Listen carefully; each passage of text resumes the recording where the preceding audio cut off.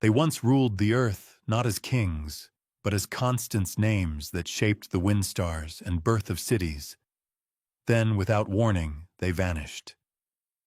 Not slowly, not through decay, but erased like ink scraped from a scroll. Temples collapsed in silence, their symbols defaced, their names forbidden. Across continents that never met the same pattern repeated a sudden coordinated forgetting. What could make the whole world conspire to delete its own gods? And if they were truly gone, why do their traces still linger in the stones, in the myths, and maybe in you? The questions hang in the air like dust, glimmering and heavy. The tone softens now, the rush of revelation fading into something quieter. You feel the shift, the edge of mystery becoming invitation. History exhales, and you lean in, ready to follow its whisper into the dark. Imagine standing in the ruins of Göbekli Tepe, the world's first known temple. The pillars rise from the soil like ribs of the planet itself, 12,000 years old, yet deliberate, precise, impossible. No writing, no pottery, no villages nearby. Just the marks of hands that built for gods no one remembers. The carvings, lions, serpents, faceless beings, speak a language that predates language. It feels less like discovery and more like interruption, as if something ancient had been trying to sleep. Across the globe, in deserts and jungles alike, the same silence waits to be broken. Before we venture further into the shadows, take a moment to subscribe so you never miss a secret that history has tried to forget. The first sound is always wind. It sighs through broken columns and hollow stones, a low breath that feels older than speech. You stand at the edge of a dig site in southeastern Turkey, where archaeologists brush sand from the ribs of the earth and whisper to one another in disbelief. Each trench peels back another layer of time, and every uncovered pillar asks the same quiet, impossible question: how could something so ancient have been forgotten? It's a familiar story by now: discovery, excitement, press releases, and the neat little box labeled Early Neolithic. But Göbekli Tepe doesn't fit in that box. It predates agriculture by 6,000 years, which is like finding a smartphone in a Stone Age cave. The site's purpose, the carvings of animals, and the lack of domestic debris suggest it wasn't a village or burial ground. It was a temple built long before the human world had learned how to live in one place. That's the historical fact. The world's oldest temple stands not in Egypt or Mesopotamia, but on a hill that was deliberately buried around 8000 BCE. Someone hid it carefully, methodically, almost tenderly. Soil was packed against the walls in layers, as if sealing something sacred away rather than abandoning it. Archaeologists call it preservation by intention.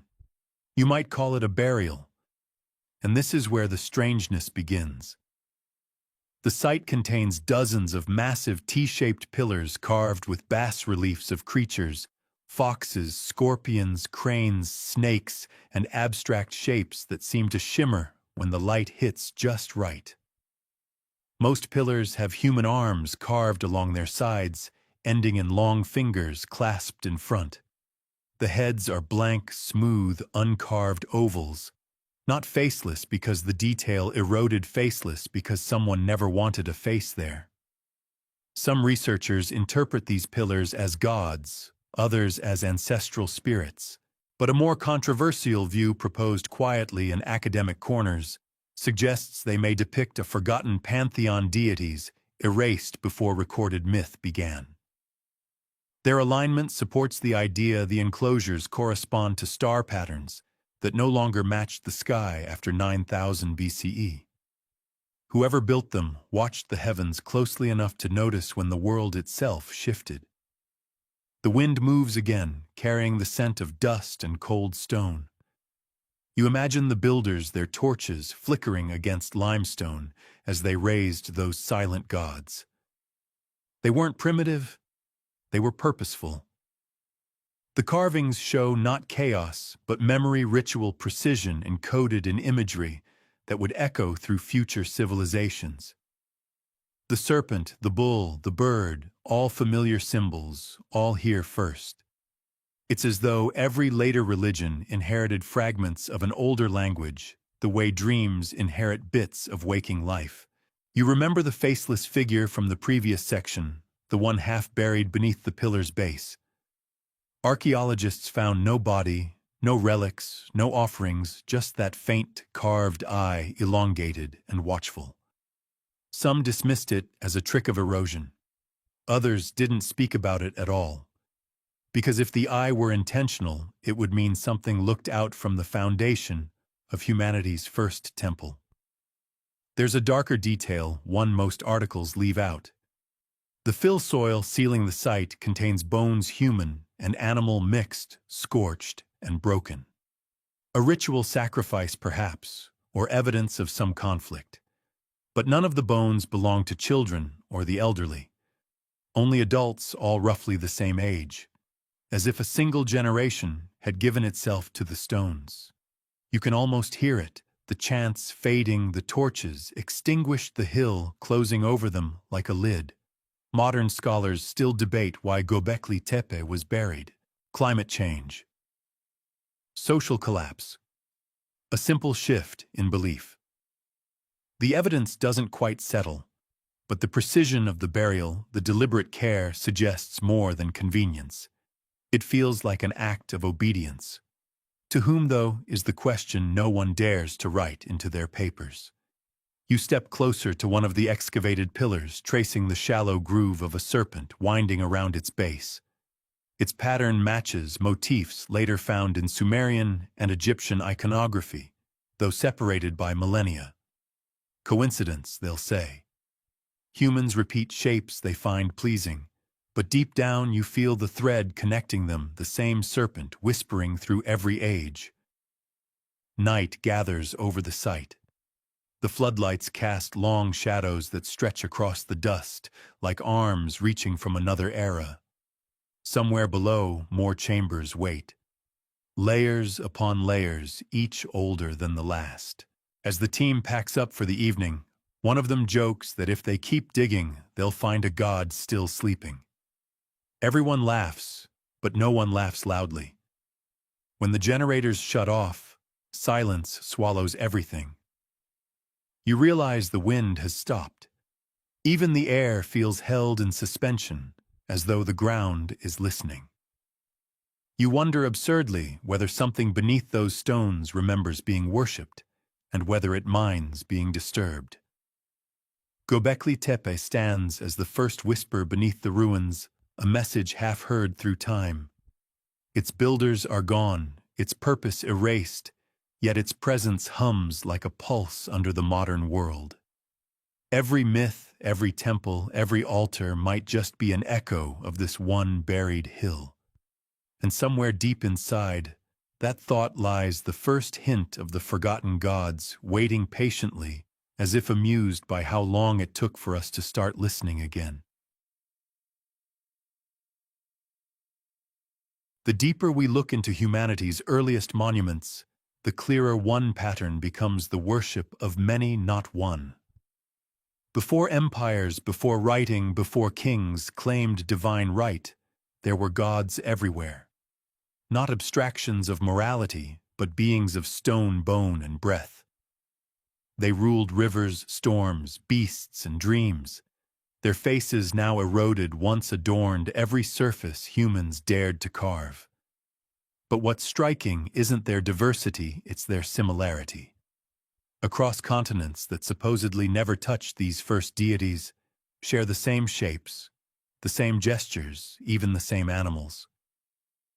From the limestone pillars of Anatolia to the clay figurines of the Indus, from African rock art to the early idols of the Andes, we find the same trinity of symbols: the serpent, the bird, and the horned figure. No trade routes connect them. No written language binds them. And yet they appear as if drawn from one shared memory passed through blood rather than ink. Archaeologists often describe this as archetypal convergence, the tendency of early societies to imagine similar gods from similar fears. But what if it wasn't imagination at all? What if those fears came from something real, something once seen, then remembered in fragments? Göbekli Tepe gave us the serpent. Ancient Egypt turned it into Apep, the chaos snake that swallowed the sun. Sumer called it Ningish Zida, lord of the underworld. The Maya saw Kukulkan descending from the heavens as a feathered serpent. Even in China, the dragon was not a monster, it was a god of power and transformation. Across 6,000 years and 5 continents, the same creature rises and coils, always divine, always dangerous. Then comes the bird. Carved at Göbekli Tepe as vultures with outstretched wings, they hover beside headless human figures. Later in Mesopotamia, the eagle-headed Apkallu guarded temples and carried wisdom from the gods. In Egypt, Horus took the falcon's form. In the Andes, the condor connected heaven and earth. The bird was never merely an animal, it was a messenger, a bridge between realms. And finally, the horned one. At Göbekli Tepe, the bull and the aurochs dominate the carvings, their massive heads turned in defiance. In later myths, that image evolves. Enlil of Sumer wears horns. Cernunnos of the Celts, Pan of Greece, and even the horned demons of later monotheism carry that same shadow. The god of life and fertility becomes the god of fear, and exile, a transformation that feels less like evolution and more like deliberate rewriting. If these were just metaphors, we might expect variety.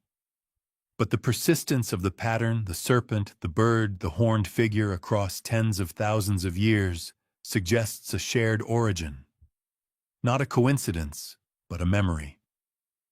Some anthropologists, quietly and carefully, have begun to question whether there existed a proto-religion, a spiritual structure older than civilization itself, a world where humanity served a pantheon that predated history, one whose imagery became the seed for every later mythology. If that's true, then what happened to them? The answer might lie in the transitions between ages. Around 10,000 BCE, the Younger Dryas period ended a global warming event that melted glaciers and flooded coastlines. Entire cultures vanished beneath rising seas. Whatever gods they worshipped would have drowned with them, buried under the silt of forgotten continents. But stories survived, passed through oral memory, retold as warnings, myths, and dreams. And yet not every story survived. Some were erased. In early Mesopotamian texts, we find references to the elder gods, beings banished before creation began. In Egypt, the followers of Horus are said to have reigned before dynastic history kings who were not men. The Greeks called them the protogenoi, the firstborn powers. In every mythology, they appear once briefly and then vanish, supplanted by younger gods who take their place. That pattern of replacement, erasure, and rewriting marks the first deliberate act of divine forgetting. The first pantheon may not have disappeared naturally. It may have been overthrown. Consider this: if humanity once served beings who walked among them, teachers, rulers, or something stranger, what happens when those beings fall? Do we mourn them, or do we bury them so deeply that no trace remains? The temples become tombs, the rituals become myths, and the myths become fairy tales. And over thousands of years, the memory of worship becomes the fear of heresy. You look again at those recurring symbols, the serpent, the bird, the horns, and realize they survived, not because they were harmless, but because they were indestructible. Each new religion tried to erase them, and each time they returned in another form. The cross, the crescent, the halo all evolved from older shapes carrying echoes of something humanity once swore to forget. The first pantheon may not be gone. It may only be hidden, disguised, reinterpreted, renamed. And if we follow their trail across time, we may begin to see how the forgotten gods rose once more. Not through faith, but through memory. You've seen the patterns carved in stone, the serpents, birds, and horns that outlasted their worshippers. But myths are not only carved, they're told. Passed by voice, whispered by firelight, they survived longer than any temple could. And when you gather those whispers from the corners of the world, one story keeps repeating: the gods came from the sky. Not metaphorically, but literally. From the highlands of Peru to the valleys of Mesopotamia, legends describe the same vision: flaming chariots, thundering pillars, beings descending amid clouds of light. The Mayans spoke of Itzamna, who fell from the heavens to bring righting and healing. The Dogon of Mali told of Nomo, a god from the stars, who descended in a vessel of fire. The Sumerians named them the Anuna, those who came from above. And in the Rigveda of India, the dawn gods ride down in blazing chariots drawn by horses of fire. It's tempting, of course, to call this coincidence. Maybe early humans, awed by lightning and meteors, imagined their gods riding the storms. Yet the descriptions share such uncanny precision, the roar, the light, the trembling earth, that some researchers argue they preserve a memory of something real. Not visitors from the stars, perhaps, but an event so bright and violent that it seared itself into every mythology, a catastrophe mistaken for divinity. Around 10,800 BCE, Earth entered the Younger Dryas, a sudden return to near Ice Age conditions, possibly triggered by a cosmic impact. The evidence comes not from myth, but from geology: a thin black layer of glassy spherules, nanodiamonds, and melted rock found from North America to Syria. It suggests a massive explosion, something that turned the sky to fire. Now imagine you are there at the end of the Pleistocene. You look up one night and the heavens erupt. A comet breaks apart in the atmosphere, setting forests alight, filling the air with ash. The sky burns, the rivers boil, and the world darkens for years. Your tribe hides, prays, and survives. When the sun returns, you tell your children that the gods fell in flame. You carve it into stone so no one forgets. Thousands of years later, those same carvings appear on every continent. Spirals, rays, stars with tails. In Göbekli Tepe, one pillar shows a vulture carrying an orb beneath a falling sun, a scene some interpret as a comet strike. In Australia, rock paintings depict sky serpents bringing fire to the land. In North America, petroglyphs of radiant wheels mirror those found in early Sumer. The same shapes, the same fear spread across a planet still recovering from disaster. Some scientists dismiss the connection. Correlation is not causation, they remind us. And they're right. But the persistence of the image, the fire, the descent, the divine visitors suggests humanity did not invent these stories separately. We inherited them. Like a trauma passed through generations, each retelling softened by metaphor until the event became myth. And then something stranger, the return. In every mythology, after the gods descend in fire, they depart again, promising to come back. The Aztecs said Quetzalcoatl would return on a day of burning sky. The Hopi still await the Kachina spirits who will descend when the blue star appears. In ancient Egypt, the Bennu bird, the phoenix, rose from the flames every 460 years, tied to the cycle of Sirius. Even in Christian prophecy, there lingers the promise that the heavens will open once more. It's as if the world keeps waiting for the same event to repeat. Or perhaps we keep remembering one that already has. What unsettles researchers is how consistent these cycles are. Astronomers have noted that many of these return prophecies align with long-term cometary periods, particularly those associated with the Taurid complex, a massive field of debris Earth crosses twice a year. Every few millennia, a larger fragment passes close enough to cause chaos. Each time the sky flares, the world changes and new myths are born. And maybe that's the point. Maybe these weren't gods at all, but celestial events personified. Yet even if that's true, the question remains. Why did so many early cultures treat these fiery visitations not as random disaster, but as revelation? Why were the beings within the fire described as teachers, builders, or bringers of law? One clay tablet from Sumer tells of the god Enki descending in the brightness of 7 flames. He does not destroy, he instructs. He gives the people the arts of writing and irrigation. Similarly, in the Popol Vuh of the Maya, the gods descend amid fire and light to shape humankind from maize.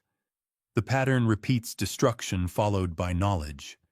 As if out of the ashes of catastrophe, civilization begins anew. That perhaps is the oldest story of all, the idea that every great leap in human progress follows a fall from the sky. Fire brings ruin, but also light. Maybe the forgotten gods weren't erased in a single moment. Maybe they were reborn after every burning of the heavens, each new age reinventing them, remembering just enough to start again. As you sit with that thought, the sound of the wind outside your window feels older than it should. You think of those who watched the sky turn to flame and whispered prayers to names we no longer know. Perhaps they weren't pleading for mercy. Perhaps they were welcoming something back. History is written by survivors, religion by victors. And sometimes what disappears from the record tells us far more than what remains. You begin to notice it once you know what to look for: the missing names, the unfinished hymns, the scratched-out tablets. In the archives of the world's earliest civilizations, the first gods are not only absent, they've been removed. In the ruins of ancient Mesopotamia, cuneiform tablets catalog entire pantheons: Anu, Enlil, Enki, Inanna, divine hierarchies as tidy as bureaucratic registers. But here and there a line ends abruptly. A symbol is chiseled away. Whole names are replaced with the word Sharu, meaning the king, as if the deity's identity had been redacted. The same pattern appears in Egypt. Lists of divine genealogies preserved for thousands of years suddenly halt. A column of hieroglyphs is erased with chisel marks that ripple through the stone like scars. And in both regions, these erasures cluster around the same centuries, roughly 2300 to 2100 BCE, when empires rose and fell like tides. Coincidence, perhaps. But every curator who has examined these fragments comes away with the same impression: someone didn't merely forget these gods. Someone ordered their deletion. The evidence hides in plain sight. In the city of Nippur, an administrative tablet mentions the forbidden names, a list of deities whose worship was to be silenced by decree of the temple elite. No names survive. Even the term used for them has been partially rubbed away. In Egypt, during the reign of Akhenaten, the pharaoh abolished the old gods in favor of a single solar deity, Aten. After his death, the priests of Amun destroyed his monuments, defaced his likeness, and struck his name from every record. The act even had a word: damnatio memoriae, the condemnation of memory. Now imagine that process not once but countless times, each new priesthood rising to cleanse the world of its predecessors, erasing divine names like chalk on a temple wall. The deeper you dig, the more you realize every religion stands on the bones of another. But this goes beyond political reform. The phrasing on several Mesopotamian tablets hints at something stranger. A decree from the time of King Shulgi of Ur orders the destruction of images of those before the waters. Scholars have debated what that means. Some take it metaphorically, others as a poetic reference to the flood of Gilgamesh. Yet the phrase "those before the waters" also appears in Egyptian ritual texts, describing the gods who ruled before Ra rose. These were not metaphors. They were beings explicitly said to have reigned before the world we know began. Which raises an uncomfortable question: if these early civilizations believed in a divine lineage predating even their own pantheons, what compelled them to erase it? One theory suggests political necessity. When a new dynasty sought legitimacy, it could not afford rival gods with their own cults and priesthoods. Another theory, whispered more quietly among historians of religion, is that some older deities were considered too dangerous to invoke names carrying power that outlasted their shrines. The scribes of Babylon wrote, "There are names which bring madness to the mouth. In the book of the dead, priests warn he who speaks the hidden names shall burn in both worlds." The obsession with silence is universal. From the Etruscans to the Olmecs, there's evidence of divine names being systematically withdrawn. Scripts stop mid-line, inscriptions trail off into blank stone statues, are left deliberately faceless. Silence as censorship, erasure as theology. And yet paradoxically, these deletions left traces. You can still feel the absences pressing against what survived like fingerprints on the glass of time. The gaps in the tablets, the scratched-out gods, they form a pattern, one that mirrors the earlier myth of the celestial descent. The same cultures that once told of gods arriving in fire later tell of their removal, their names banned. It's as if the memory of divine presence was too strong to ignore, but too dangerous to remember. Imagine being a scribe in the service of such an order.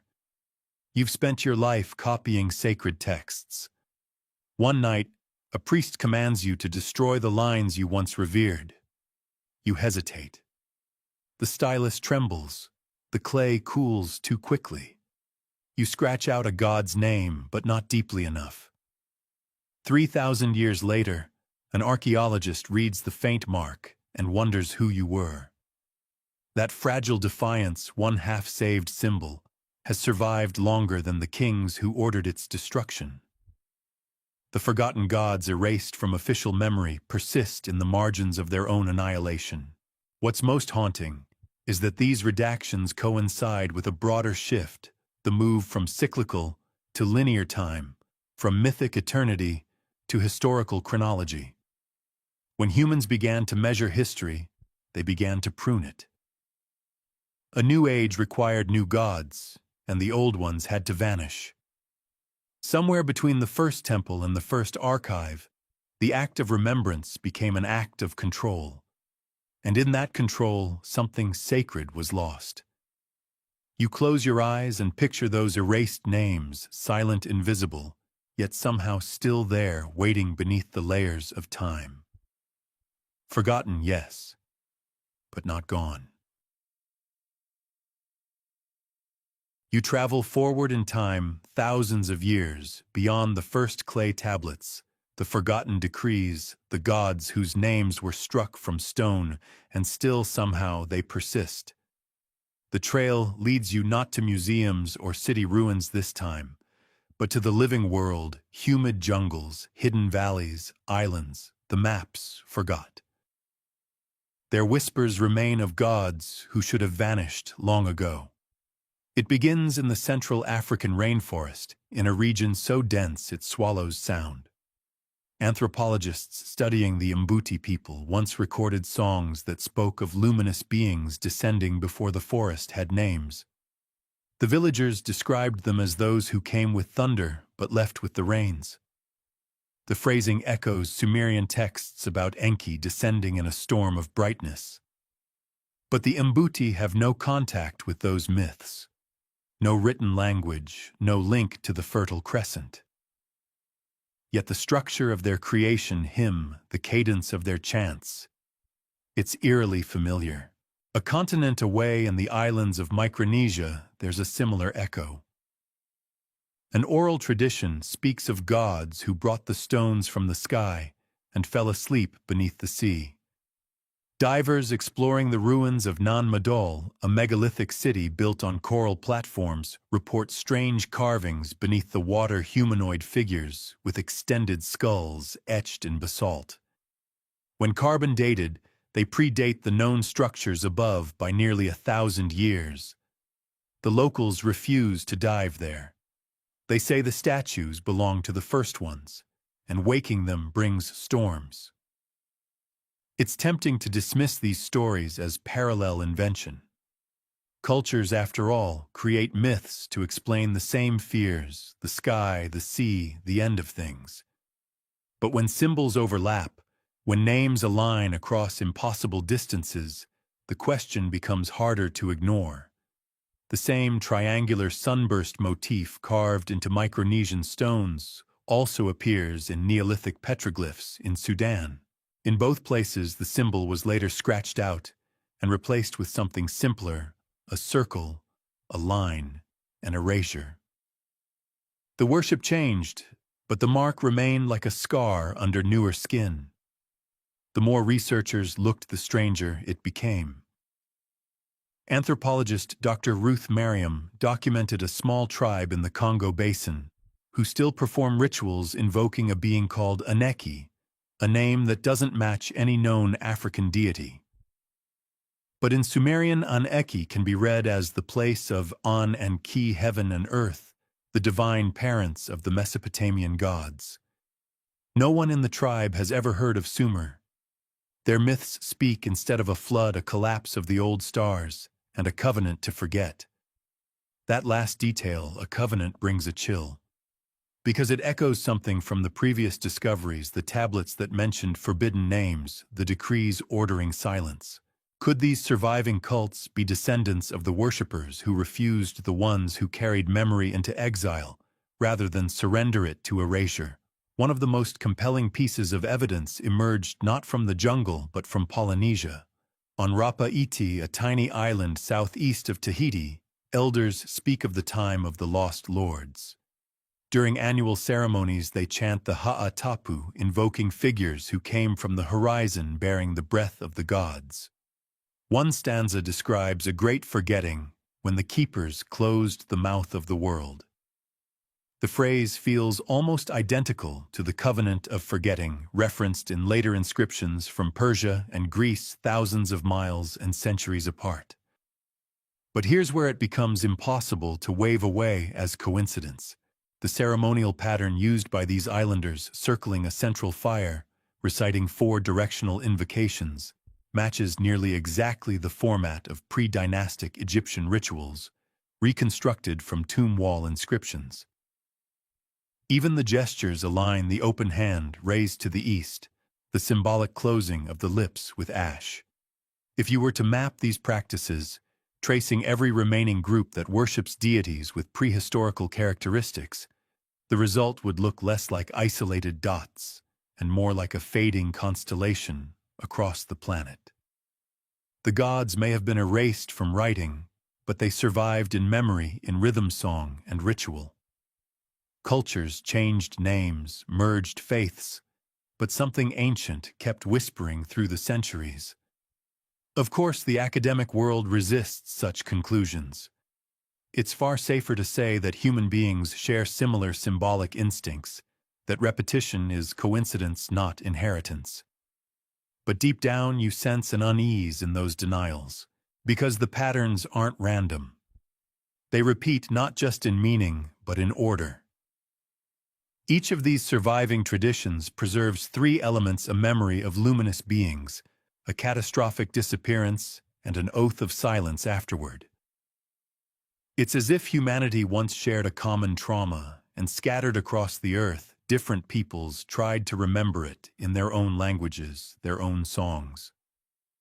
You pause to picture that possibility: a global religion so ancient it predates writing itself, shattered and buried, yet still pulsing faintly beneath all later faiths. Every prayer, every temple, a faint echo of something older. Maybe that's why these surviving cults unsettle modern scholars so deeply. They are living fossils of belief, proof that humanity's earliest gods were not merely imagined, but remembered. And if that's true, then those forgotten gods were never truly destroyed. Only hidden waiting in the rituals of small, quiet peoples the world forgot to conquer. You think of the Yambuti singing to the forest of islanders circling a fire at dusk, of divers staring at drowned faces beneath coral light. Each act of worship is a rebellion against oblivion. Each is a refusal to obey the ancient order of silence. Somewhere out there, the old faith still breathes. It begins, as many rediscoveries do, with a satellite glitch. A routine orbital scan of the central Sahara returns an image of something geometric, too clean, too symmetrical. At first, analysts dismiss it as a digital artifact, a mirage born of shadow and sand. But the grid persists, frame after frame. It forms a near-perfect alignment of rectangular foundations and radial avenues, an entire city buried beneath dunes the color of rusted gold. You picture the desert swallowing centuries, wind carving the bones of empires into dust. Yet this, whatever it was, has survived just enough to be seen from space. The coordinates lie deep within the Tanas-roofed basin, one of the most lifeless regions on Earth, nicknamed the Land of Terror by early caravans.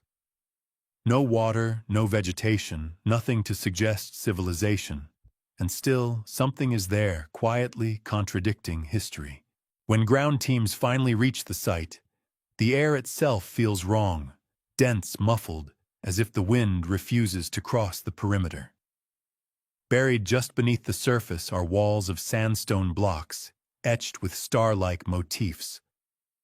The pattern resembles constellations, but not any known to astronomy. They map to configurations that only existed 12,000 years ago, before the precession of the equinox altered the sky. Whoever built this city aligned it not to their heavens, but to the heavens of another age.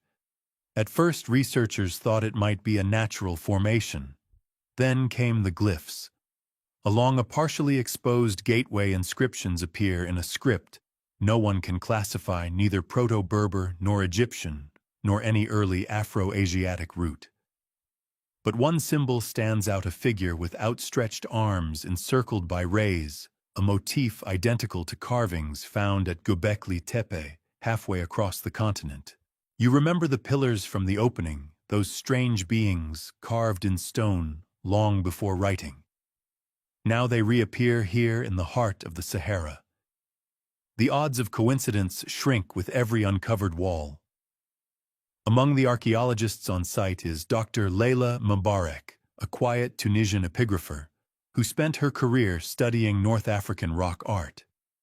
She notes that the grid of the buried city aligns not only with the stars, but also with the solstices, forming a precise solar calendar. Yet oddly, its axes don't point to the sunrise, they point to the setting sun, as though the builders worshipped decline rather than dawn. As excavation continues, fragments of obsidian tools emerge, chemically traced to volcanic sources, thousands of kilometers away. There was trade here, or pilgrimage, and in a central chamber under a slab of sandstone polished like glass, they find a single sculpted head. The face is smooth, almost erased, but faint traces of eyes remain, narrow, elongated, tilted skyward. The press nicknames it the sleeping god. The name sticks because the chamber's acoustics are unnerving. Whisper near the statue and the sound travels through the walls in a perfect harmonic echo, returning a half-second later, lower like a second voice. Sound engineers confirm the effect is deliberate architectural tuning designed millennia before anyone we know had the math for it.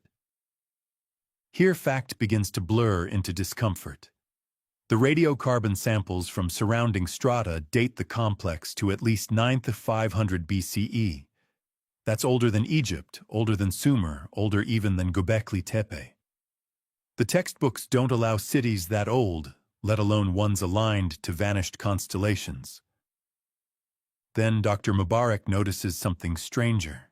The symbols around the statue's base form sequences of 4 repeating signs, one of which matches the triangular sunburst motif from the Micronesian and Sudanese sites you heard about earlier.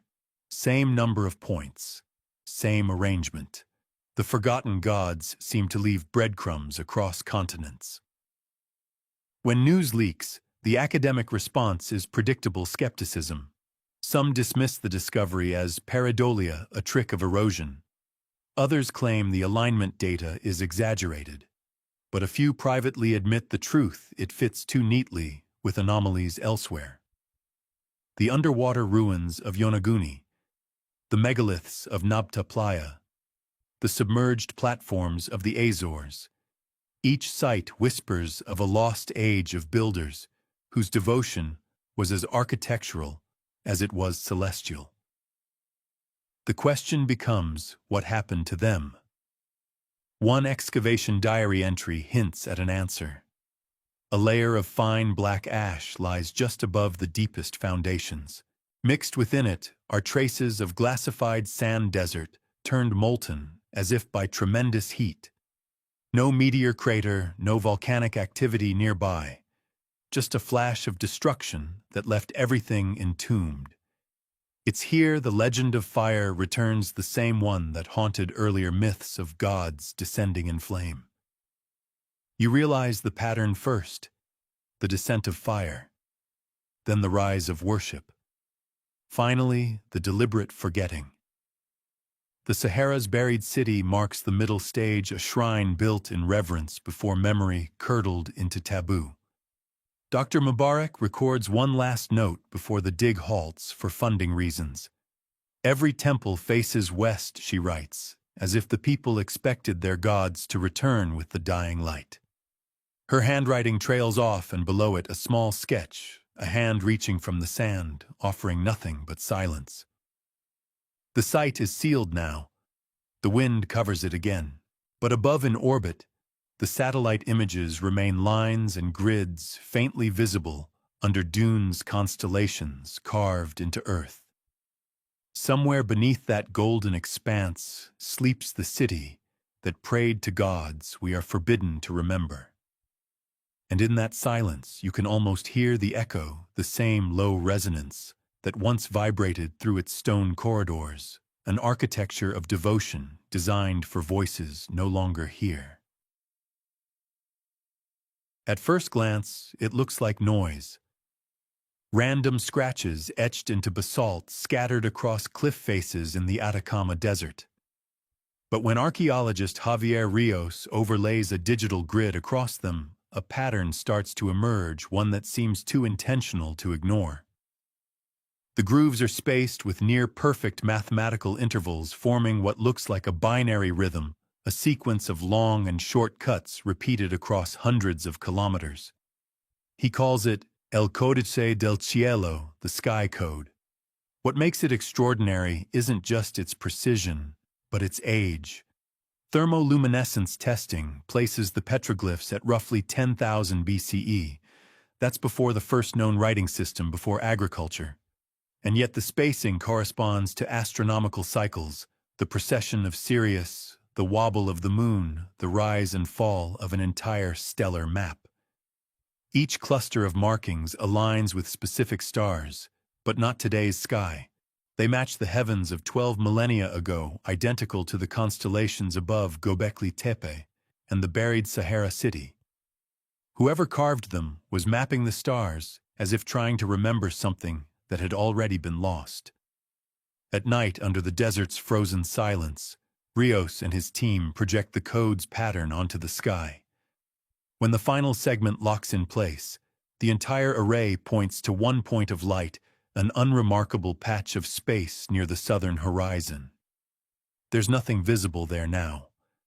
But when astronomers reconstruct the sky as it appeared in 9600 BCE, a bright object appears, an enormous supernova recorded in ancient Chinese chronicles and hinted at in Sumerian myths as the eye that burned the gods.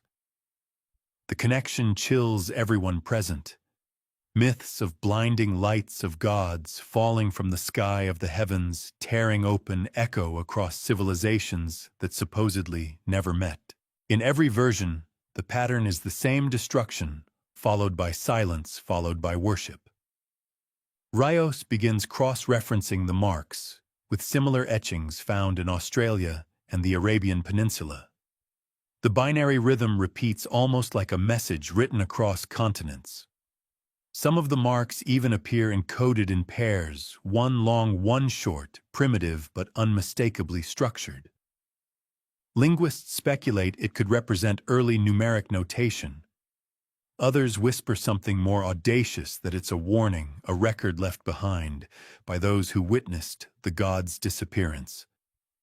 Satellite scans of the Atacama show something else, almost invisible to the naked eye. Beneath the top layer of sand lie faint geometric alignments, triangles, circles, and radial spokes stretching for kilometers. They form a gigantic pattern only visible from the sky. Not unlike the Nazca lines, but far older. Some appear to depict human-like figures, tall, elongated, each with a circular crown above the head. The iconography mirrors carvings found in Mesopotamia and Polynesia, both describing beings who descended in light. But here's the strangest part. The pattern's proportions match the ratio of precession, the 25,920-year cycle of Earth's wobble. It's as if the builders encoded time itself into the desert, carving a countdown visible only from above. Rios publishes a paper proposing that the sky code was a prehistoric attempt to record a celestial catastrophe. His theory is ridiculed until he notices something overlooked.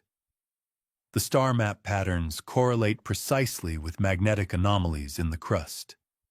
Areas of reversed polarity, frozen evidence of an ancient solar event.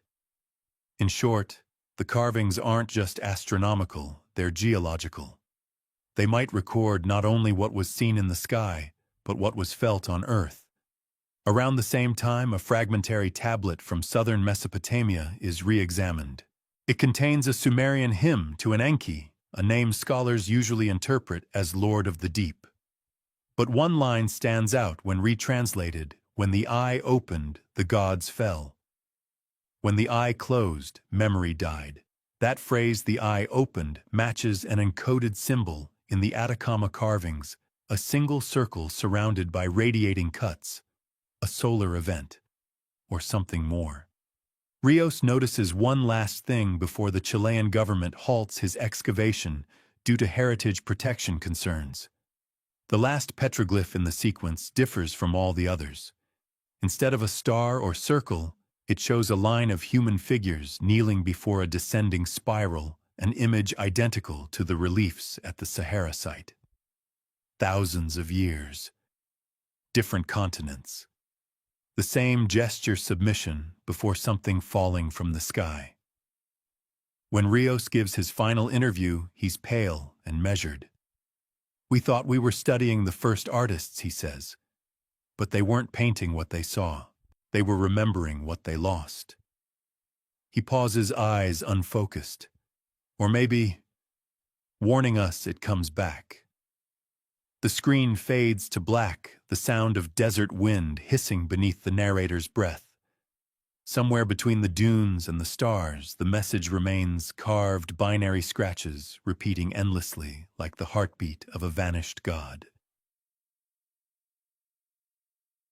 In 5th century BCE Greece, a philosopher named Onomacritus was accused of forging sacred verses, lines he claimed came from the oracles of Musaeus. His punishment was exile, but the accusation lingered for centuries that he hadn't forged new prophecy, only restored what others had erased. In the quiet language of scholars, that is the first recorded whisper of a covenant of silence, a priestly oath to bury the names of the old gods and veil their memory behind the newly sanctioned ones. The trail begins not in Athens but in the archives of Persepolis. Clay tablets catalog offerings to divine entities whose names are sealed. The text uses a strange verb, dominium, meaning both to hide and to consecrate. It appears again in later Zoroastrian literature, describing the banishment of pre-Ahurian spirits. Scholars tend to interpret it as religious reform. Yet when those same words appear centuries later in early Christian monastic codes, seal the name, hide the word. The pattern looks less like theology and more like deliberate synchronization. Imagine a network of scribes separated by thousands of miles and generations, all curating their holy texts with the same subtle surgery. Where a name once stood, they replace it with the Lord, the Father, the Great One. The pronouns smooth over what the proper nouns once declared. You might never notice unless you compare translations line by line or trace the missing divinities backwards through the palimpsests. The narrator's tone softens half amused, half melancholy. If plagiarism is the sincerest form of flattery, you murmur the gods must have felt very loved. A recovered papyrus from Oxyrhynchus describes an Egyptian priest lamenting the loss of our 52 names of creation. The note is marginal, perhaps even sarcastic, but he adds, "They commanded us to silence that the new faith might breathe." That phrase, commanded to silence, will echo across the centuries in Syriac and Latin, in the chants of Gnostic sects accused of heresy, for remembering what the mainstream sought to forget. Then comes the Roman era, where the silence becomes institution. The Sibylline books, a set of prophecies locked in the Capitol, are repeatedly burned, rewritten, sealed again. Augustus orders an official recension, destroying hundreds of unauthorized copies. The justification is purity of doctrine. But a line from the historian Varro offers a darker angle. Some words were not destroyed because they were false, but because they were true too soon. By late antiquity, the covenant isn't metaphorical. Theologians openly describe pacts of secrecy among initiates echoing the Mithraic mysteries and the Eleusinian rites. The idea of sacred concealment arche shifts from reverence to censorship. And just as the Atacama Sky Code hinted at a pattern of celestial suppression, these priestly silences trace a human one.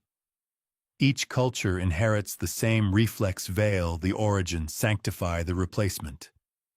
A curious echo surfaces in the Dead Sea Scrolls, the songs of the Sabbath sacrifice.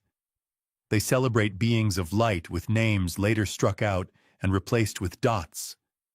Scholars call them scribal corrections. But the pattern is consistent, 7 names erased, always the same intervals. The number 7 repeats through the Atacama etchings, through Mesopotamian hymns to Ananke, and even through the architectural spacing of the Sahara city's temples. A coincidence, perhaps, but one that hums like a tuning fork through time. The narrator lowers the voice, almost whispering. Imagine the meeting rooms where this decision was made. A chamber lit by oil lamps, parchment on the table, men arguing over which gods deserve to survive the translation. A brief pause and then a sigh. History's first editorial meeting. Yet there is one text that refuses the silence, the Pistis Sophia, a Gnostic gospel discovered in Egypt. It describes a hierarchy of aeons, each cast down by the demiurge, the jealous god who claims exclusivity. In one passage, Sophia begs for remembrance. Let my name not be erased from the generations of light. The phrase predates any known Christian creed, but uses the same vocabulary as later censorship edicts.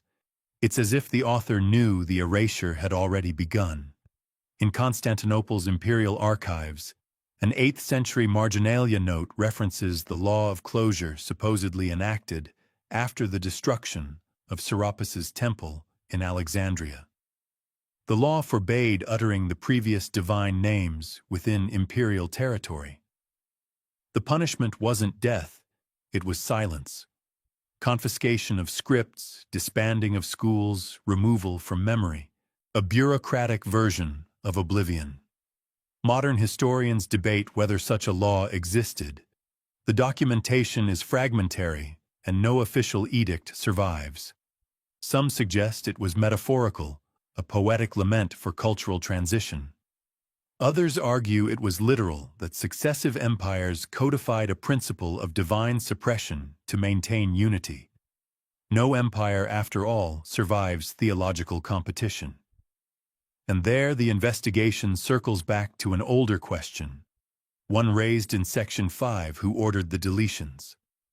The covenant provides a mechanism, but not the motive. If the forgotten gods were merely obsolete, why the meticulous effort to delete them? Why the same phrase, seal the name, reappearing in Persia, Rome, and Judea? The simplest answer is control. The more unsettling one is fear. At night, when the narrator's tone thins into a murmur, you're left with the image of a chain stretching through time. One scribe's quill handing the silence to another, each stroke erasing a sound that once filled temples.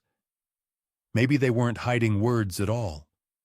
Maybe they were hiding echoes, a soft chuckle half dreaming history's longest game of don't say the name. And we're still playing. The candle gutters. The voice fades. The covenant holds. It begins with water. Every culture has a version of the flood. From the Epic of Gilgamesh to the Popol Vuh, from the Mahabharata to the sagas of the Norse, there's always a deluge, always a cleansing, and always a vanishing of gods. But perhaps the flood wasn't divine punishment at all. Perhaps it was the crime scene. In 1997, paleoclimatologists examining ice cores from Greenland noticed a sharp spike in isotopic ratios dating precisely to 10,800 BCE. It wasn't volcanic ash or cosmic dust, but microscopic spherules, the glassy fingerprints of a continent-wide inferno. The Younger Dryas impact hypothesis, they called it a comet, or fragments of one striking Earth melting ice sheets and triggering 1,000 years of chaos. Civilization's zero point. The same date appears again in the Atacama Sky Code, the constellations frozen in the precession of that exact era. Coincidence, maybe. But when sediment cores from the Black Sea show identical soot layers rich in iridium and nanodiamonds, the coincidence starts to look coordinated. The flood myths weren't invented after the catastrophe, they were how humanity remembered it. And what they remembered wasn't just water. Ancient Sumerian tablets describe the day the great wind came when the Anunnaki lifted their thrones and ascended. The Popol Vuh speaks of the gods of the sky who returned to their stars before the sea swallowed the mountains. In Egyptian lore, the Zep Tepi the first time ends abruptly, with the tears of Ra flooding the earth. The story repeats with uncanny precision, divine presence followed by celestial fire, then drowning silence.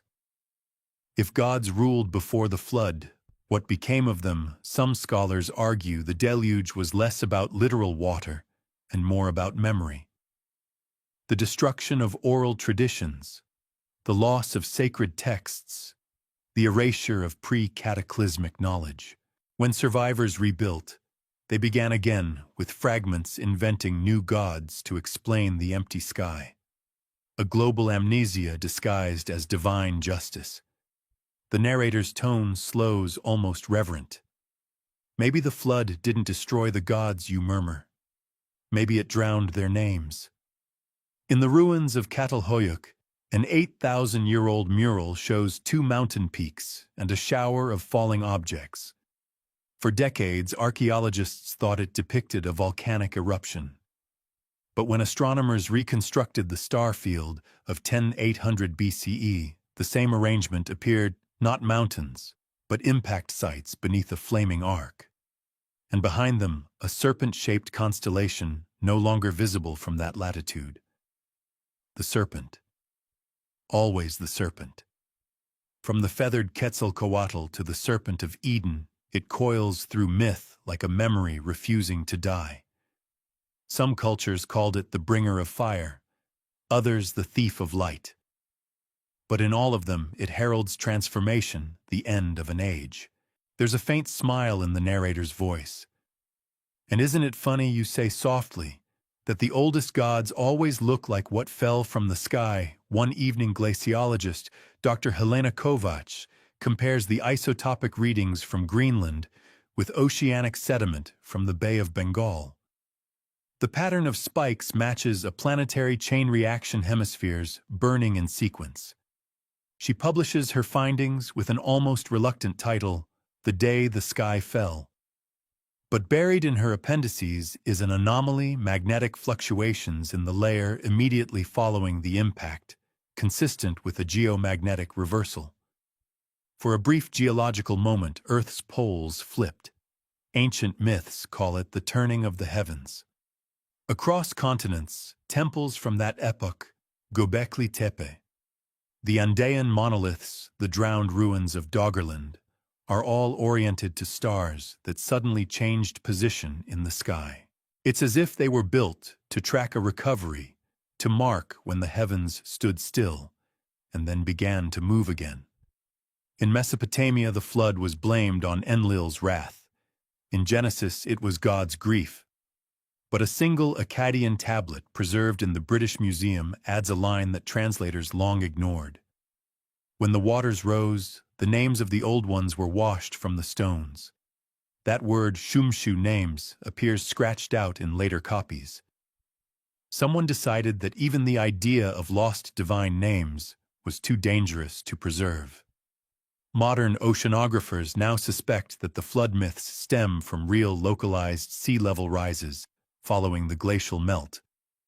But the magnitude of the cultural trauma suggests something more universal, not just a disaster, but a reset.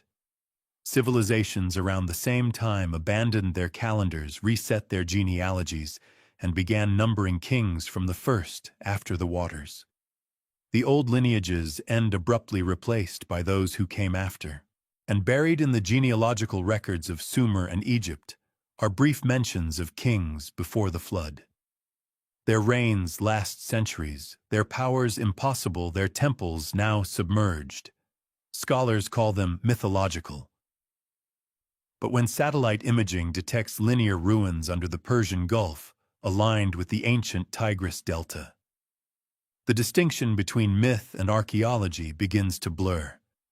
The narrator's tone shifts again, quiet amusement hiding unease. If the gods were real, the flood was their apocalypse. If they weren't, it's strange how precisely humanity remembers their funeral. In temple inscriptions from Central America, the flood survivors are called the seed of memory. They rebuild under new laws, new names. But one phrase persists: those who must not awaken the drowned. The implication: the flood didn't just end an age. It buried something. Kovacs once said in an interview, "The past behaves like ice. You think it's solid, but underneath it moves." She was talking about climate, not theology. Yet when the camera pans across meltwater streaming from a glacier, the metaphor holds. Water erases, but it also preserves. And somewhere beneath those ancient layers of soot and silt sealed in mud older than myth, lie the last traces of the gods the flood forgot. The Night Sky is the oldest book humanity ever read. Long before paper, before tablets, before the notion of history itself, people looked up and saw stories.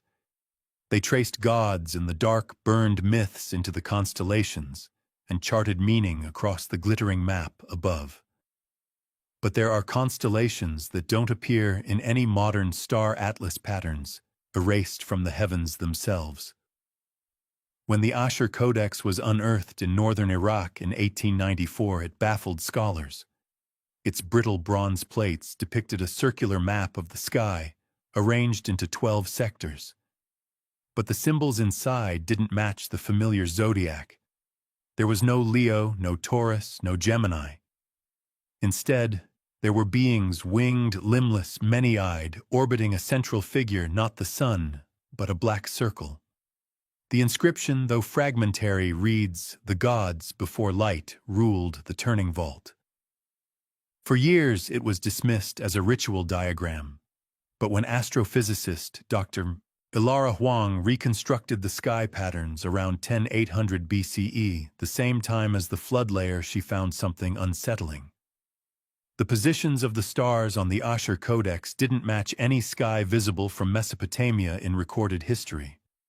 They matched a sky seen only before the Earth's axial precession shifted a celestial snapshot from the lost epoch of the forgotten gods.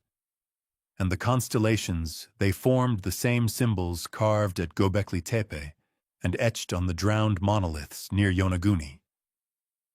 You pause, almost whispering, so the sky itself remembers. The known zodiac Aries to Pisces emerged in Babylon sometime between 1200 and 700 BCE. But fragments from earlier archives hint that the Babylonians were replacing something older. The scholar Berosus, writing in the 3rd century BCE, claimed the zodiac was remade for the new gods. Few believed him. After all, myth always exaggerates. Yet when clay tablets from Nineveh surfaced, showing parallel star lists, one labeled the sacred, the other the forbidden, his claim didn't seem so fanciful. The forbidden chart included constellations never mentioned again, the serpent of dawn, the sleeping crown, the 3 faces of the sea. They don't fit the ecliptic, don't follow the sun's path. Some align instead with deep space coordinates invisible to the naked eye, suggesting knowledge far beyond naked astronomy. You chuckle softly, half joking, unless the gods had better telescopes. But the laughter fades when you realize that the forbidden zodiac appears wherever ancient suppression follows. In Egypt, priests of Heliopolis recorded a similar transition. The old constellations were sealed, and the new ones dedicated to Ra imposed by decree. The Dendera zodiac, carved on a temple ceiling thousands of years later, preserves faint echoes of those earlier patterns, a hidden layer behind the official one, as if the carvers couldn't bear to forget completely. One figure, however, keeps returning: the dark circle at the center. In Mesopotamian iconography, the void was taboo. "Do not name the darkness," said one hymn, "for it is the womb of the old gods." Yet the Asher Codex places it at the heart of creation, not as chaos, but as origin. Later religions would turn that absence into evil, but the earliest astronomers saw it differently, as the memory of something lost. In 1978, archaeologist Simon Rourke discovered an obsidian disk in southern Anatolia, engraved with concentric rings and small notches marking lunar phases. Its pattern aligns with the same forbidden sky, the same pre-flood orientation. When analyzed under infrared light, faint inlays of gold trace the same erased constellations. One of them, a 3-headed figure holding serpents, matches a recurring motif from pre-Sumerian artifacts, known only as the Silent One. Rourke called it the god without a name. That phrase haunted him. He spent the rest of his career trying to decode the celestial geometry of the disk. His notes end abruptly in 1992 with one final line: "If these coordinates were once worshipped, then the heavens were the temple." You linger on that thought.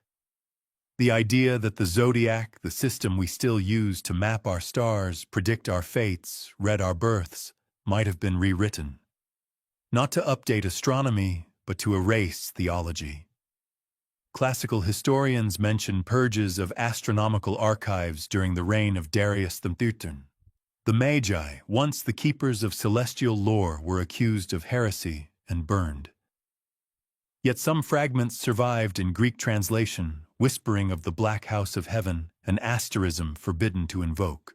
The priests claimed its reappearance would signal the return of the drowned ones.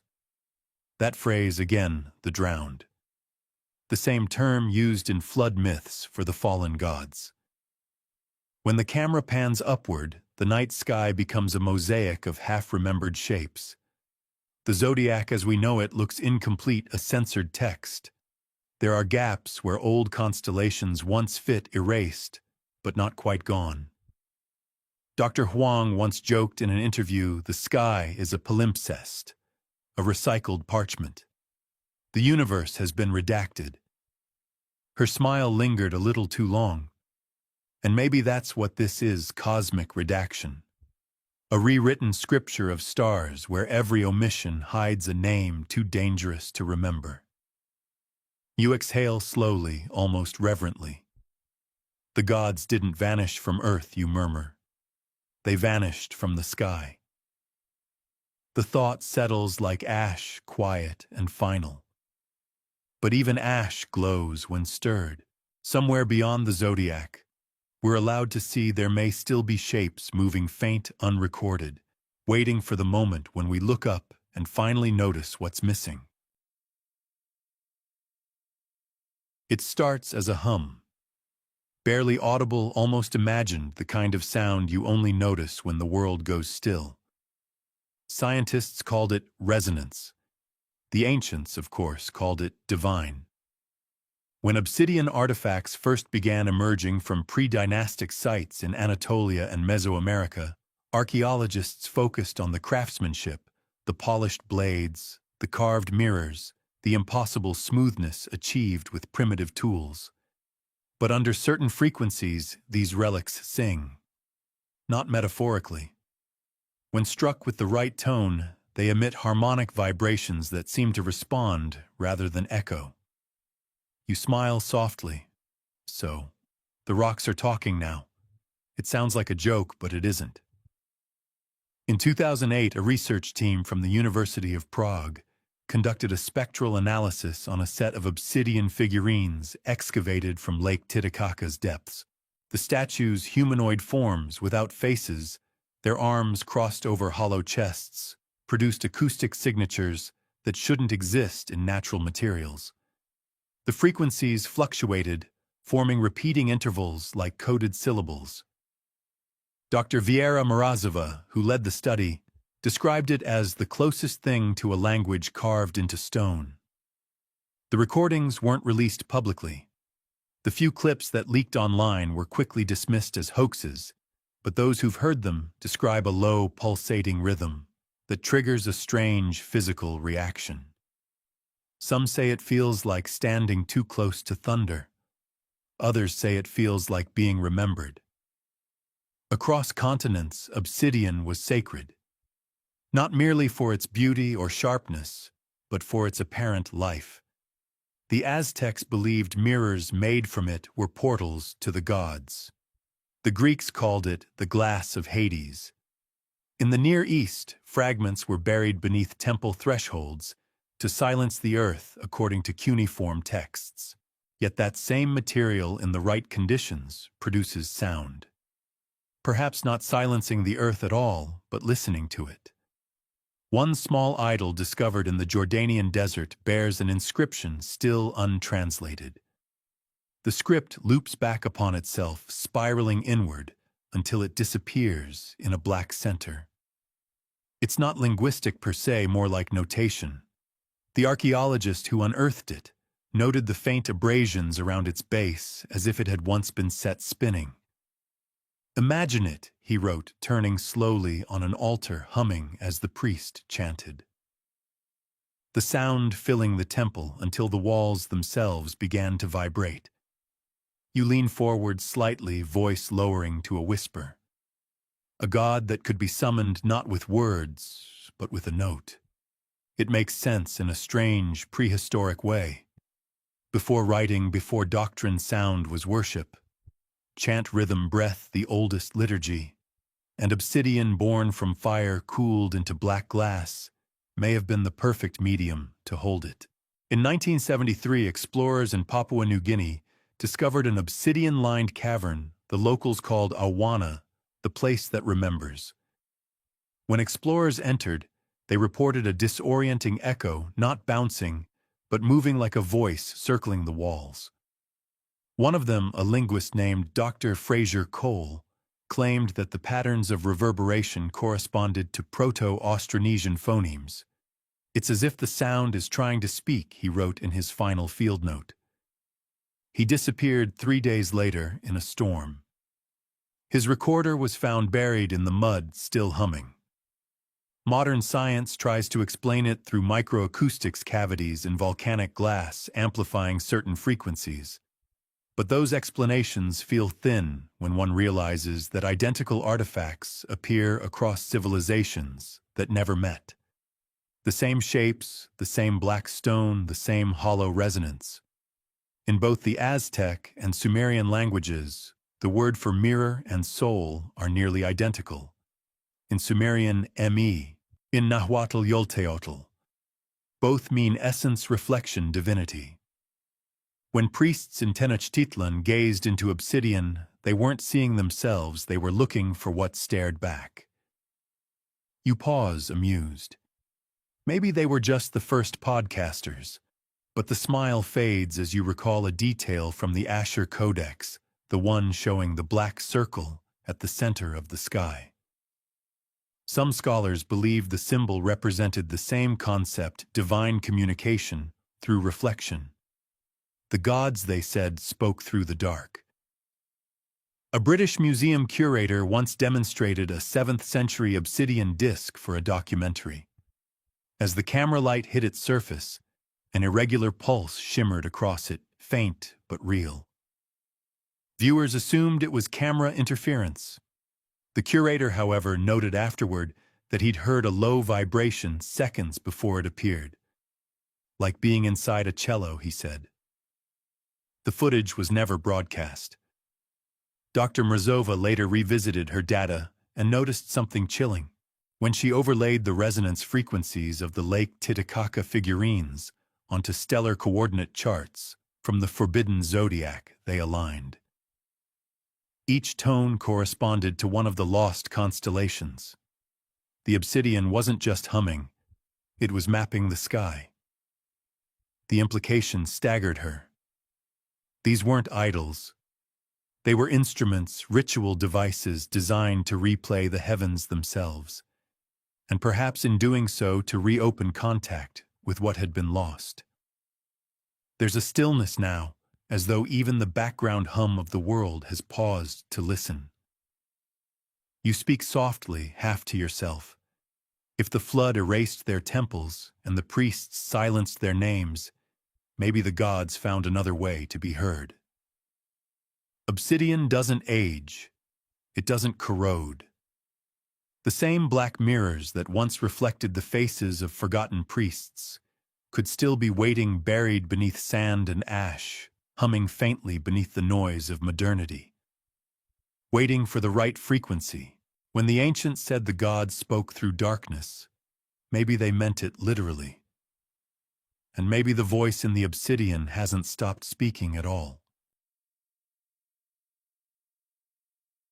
Somewhere off the coast of Japan, beneath the violent current of the East China Sea, lies a city that shouldn't exist. In 1986, a diver named Kihachiro Aratake was exploring the waters near Yonaguni Island when he came upon what looked like a massive staircase carved directly into the seafloor. At first, it seemed like a geological oddity, layers of sandstone fractured by tectonic pressure. But as he descended, the shape resolved into something impossibly precise: tiered platforms, right angles, terraces, and what appeared to be an altar crowned by a rectangular monolith. The structure stretched nearly 150 meters long, with steps too even to be natural. And on its upper level, divers later identified a series of carved symbols, eroded almost to nothing, but distinctly human. They called it the Yonaguni Monument. At first, skeptics dismissed it as wishful thinking. Natural formations can mimic architecture after all. Yet when Japanese archaeologist Masaki Kimura began detailed surveys, the evidence piled up. Polygonal walls, a processional walkway, subterranean tunnels sealed by collapsed rock. But the most disturbing find was not the structure itself, it was what lay beneath it. Buried under a layer of compacted coral, researchers found traces of a paved avenue leading down toward deeper trenches. The road disappeared into darkness, suggesting that what divers had seen was merely the top of something far larger. A drowned metropolis. Carbon dating on nearby artifacts, pottery fragments, obsidian tools, and a small stone idol with almond-shaped eyes placed the site at around 10,000 BCE. The same era as Göbekli Tepe. The same period when the seas began to rise. If those dates hold, it means an advanced coastal civilization existed thousands of years before history officially began and was wiped from the record almost overnight. You speak quietly. A city of stone carved before cities existed. A temple for gods no one remembers. Divers have since mapped out 7 distinct zones, including what appears to be a central plaza and an enormous pyramidal structure facing due north, an orientation too deliberate to be coincidence. The alignment matches that of Orion's belt during the Younger Dryas period, the same configuration mirrored in Egyptian and Mayan temples. Ancient myths from Japan and Okinawa tell of Mu, a land swallowed by the ocean after its people defied the gods. In Polynesia, legends speak of Hiva, a shining island that sank when the sky was torn. And in Mesopotamia, a single cuneiform tablet shattered and incomplete describes a land that fell beneath the eye of Enki, whose towers sank, but whose temples shone still beneath the sea. Separate myths, separate languages, but the same story. When sonar imaging of Yonaguni's deeper levels was conducted in 2019, researchers detected massive voids, hollow chambers, stretching hundreds of meters.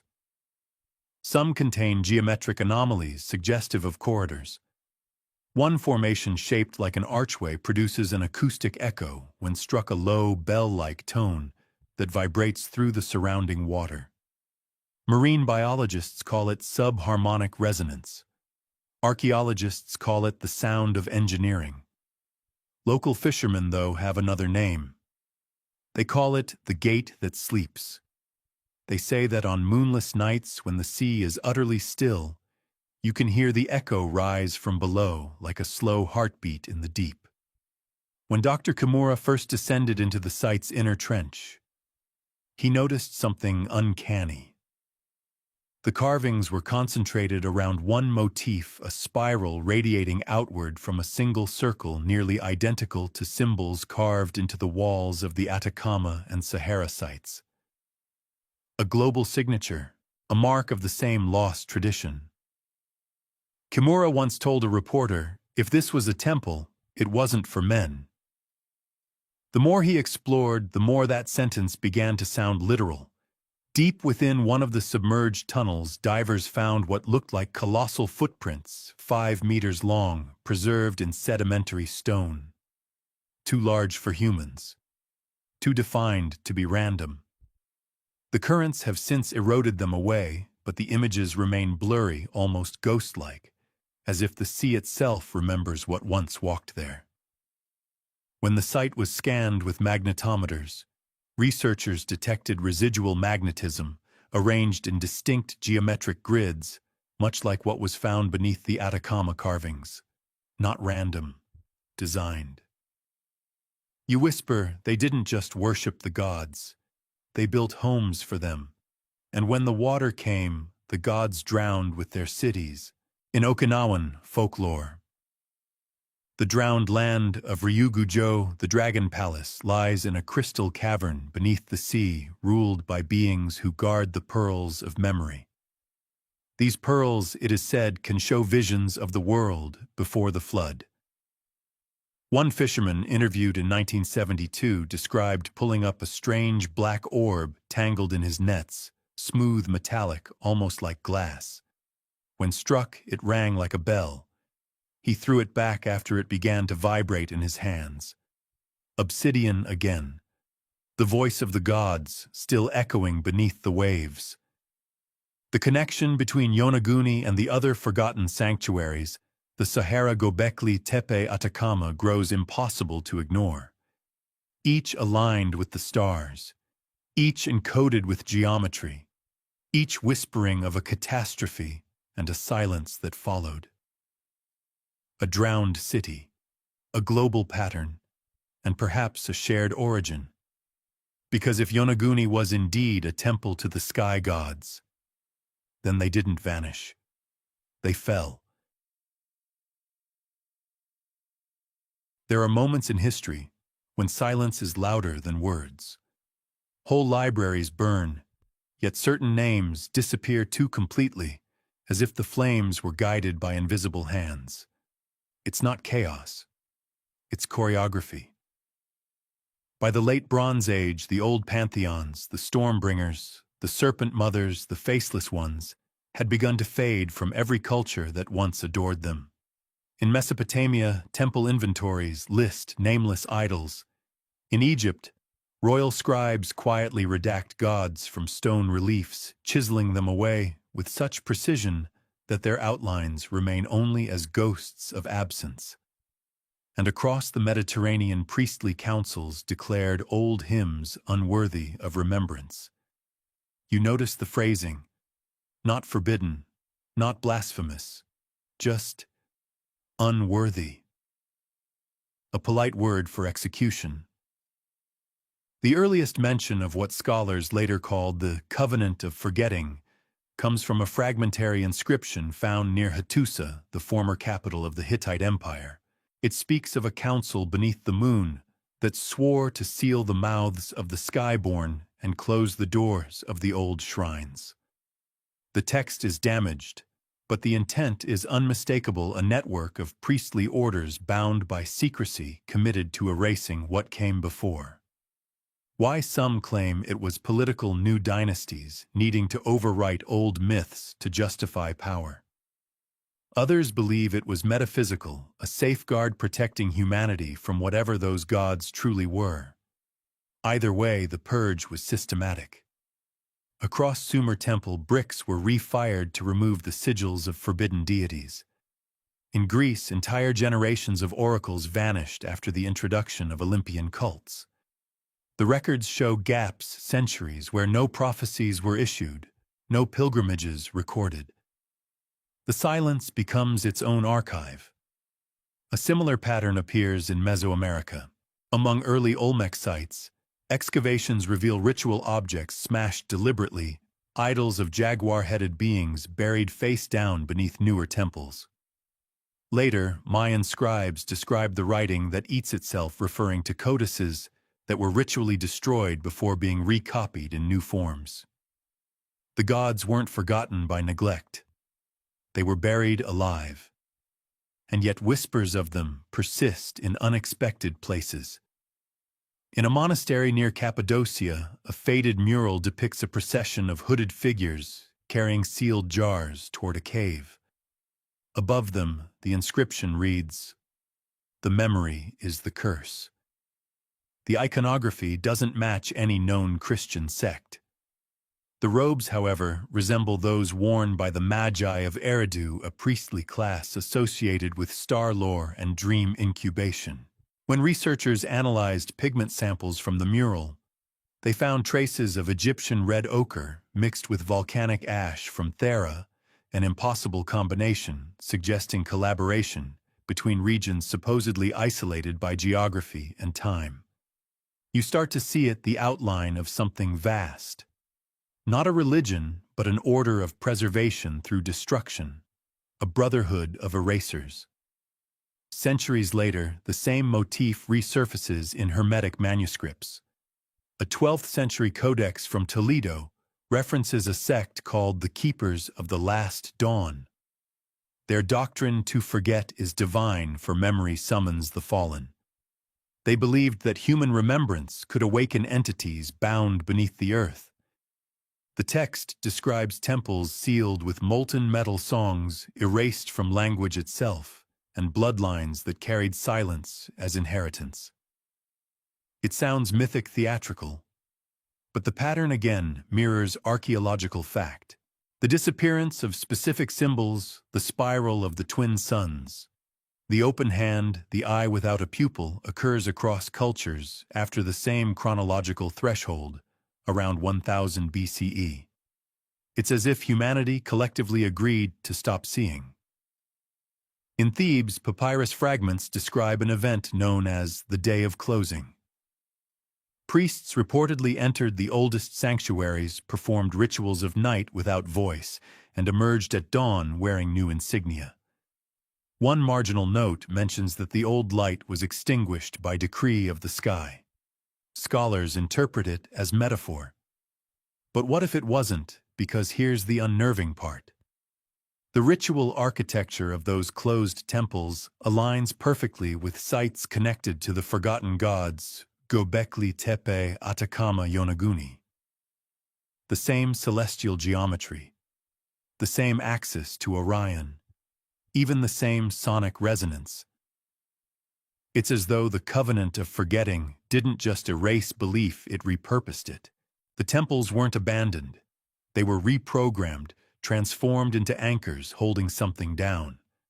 And this is where the theory turns dangerous. In 1932, a team of German archaeologists excavating near Ugarit found a cache of tablets sealed in lead. One contained the words, "The seal holds. The sleepers remain beneath." The lead was etched with a symbol identical to the spiral discovered at Yonaguni, the sign of the old gods. The text was confiscated, catalogued, and never published. The official record lists it simply as Tablet 13 destroyed by transport damage. You almost laugh. Transport damage. How convenient. Still, a copy of its rubbing survives in a private collection in Berlin. The handwriting at the bottom is chillingly modern. The council's work continues. Whether that phrase was a hoax or a leak, no one knows. But it raises a question that's haunted every investigator, since if there was once a priesthood dedicated to forgetting, could its descendants still exist? A few whispers surface through time. A 15th-century Venetian chronicle mentions a silent order advising popes on matters of celestial discretion. A 17th-century letter from Prague describes men in white who forbid scholars from reopening sealed tombs. Even in modern academia, researchers who probe too deeply into pre-dynastic theology often encounter abrupt funding withdrawals, missing samples, unexplained delays. Coincidence or continuity, the deeper you go, the more it feels like walking through fog. Every trace of truth is there but softened, blurred, intentionally vague, as if the past itself refuses to be remembered. And maybe that's the point. Maybe forgetting isn't a failure of history, but its defense mechanism. Maybe the priests of amnesia didn't erase the gods to destroy them, but to contain them. Because what if remembering brings them back? You start to notice it almost like a whisper beneath the noise of history, a rhythm, a pattern that repeats even when the words themselves are different. Across continents, across millennia, fragments of prayer chants and dedications to vanished gods seem to hum in the same frequency. A syllable here, a vowel there, echoing across Sumerian hymns, Mayan incantations, and early Chinese oracle bones. Coincidence, perhaps. But if you listen long enough, you begin to suspect it's not chance, it's inheritance. For decades, linguists have chased the phantom of a proto-language, the mother tongue of humanity. They call it proto-world, a theoretical ancestor of all known languages. Most dismiss it as fantasy, a myth conjured by the same fever that once sought Atlantis. But in the ruins of the world's first temples, something strange lingers. The same set of syllables, simple, resonant, and endlessly recurring, carved into stone where no cultural contact should have existed. At Göbekli Tepe, the world's oldest known temple, the carvings depict vultures and pillars of limestone, etched with symbols, some familiar, some alien. Among them, an arrangement resembling 3 concentric spirals, flanked by small marks that could be read as phonetic cues. When these symbols were compared with petroglyphs found in the Andes, separated by oceans and 10,000 years, the resemblance was unnervingly precise. One archaeolinguist from Prague described it in an unpublished field note. These are not words, they are frequencies rendered as form. Her colleagues laughed, but the data refused to vanish. When the spiral pattern was transcribed into tonal equivalents, the sequence produced a distinct harmonic and auditory motif that, when played aloud, mirrored the resonance frequencies of several megalithic sites. Language then might not have begun as speech. It might have begun as sound that moved the world. The ancients believed that words themselves possessed agency, that to name was to summon, to describe was to shape. The Sumerians called it Mi, the Egyptians Heka, the Chinese Shen Ming, each term meaning something like divine utterance. These weren't metaphors. They treated language as circuitry, a way to channel power. When a priest in Eridu spoke the name of Enki, he wasn't performing devotion, he was executing a command. But what if the oldest priests didn't speak the gods' language, they maintained it? What if their tongues preserved the syntax of creation itself, syllables inherited from a world before memory? Evidence grows slippery here. One ancient tablet from Nippur describes a tongue of light used by the first builders. The phrasing is odd light, not sound, but when scholars reconstructed its missing sections, they found references to letters that burn in air. Another fragment from the Indus Valley depicts a ritual scene with figures exhaling lines of smoke that twist into glyphs. There's no translation yet, the visual message feels universal speech, as a bridge between mortal and divine. And then there's the paradox of diffusion. How did the same root word for God, something like El or Il or Al, appear across Semitic, Proto-Indo-European, and even early Mesoamerican contexts? The Hebrew El, the Arabic Ila, the Sumerian Il, the Mayan Ilum, each meaning the same thing, emerging independently, as if the sound itself carried sacred weight. It's the linguistic equivalent of déjà vu, an echo too perfect to dismiss. Some scholars insist this is the residue of shared ancestry. Others whisper of something more deliberate. They speak of linguistic seeding, an intentional act of planting divine syllables across early human populations to maintain coherence after a great collapse. The myth of Babel suddenly feels less like punishment and more like a firewall. The covenant of forgetting from the previous section might not have targeted only gods and temples, it may have targeted their language. To erase a deity, you don't need to destroy their idols. You simply stop pronouncing their name. In Mesopotamian records, entire theonyms, divine names, suddenly vanish from use, replaced with euphemisms like the hidden one or the sealed voice. Egyptian scribes, too, replaced hieroglyphs depicting certain deities with abstract symbols, soundless marks. One ostracon from Deir el-Medina shows a name meticulously scratched out and overwritten with a blank oval. The caption reads, "The name must sleep." Imagine that an empire enforcing not silence but amnesia through mispronunciation. A linguistic quarantine. It's tempting to think of this as superstition, but when modern researchers recreated the phonetics of these erased names and broadcast them through resonance chambers modeled on temple acoustics, they recorded measurable effects: harmonic amplification, vibrational standing waves, inexplicable drops in temperature. No supernatural claims, just physics, but physics that behaved as though the sound carried intention. It raises uncomfortable questions. Were the first temples acoustic devices? Were prayers less about faith and more about frequency manipulation?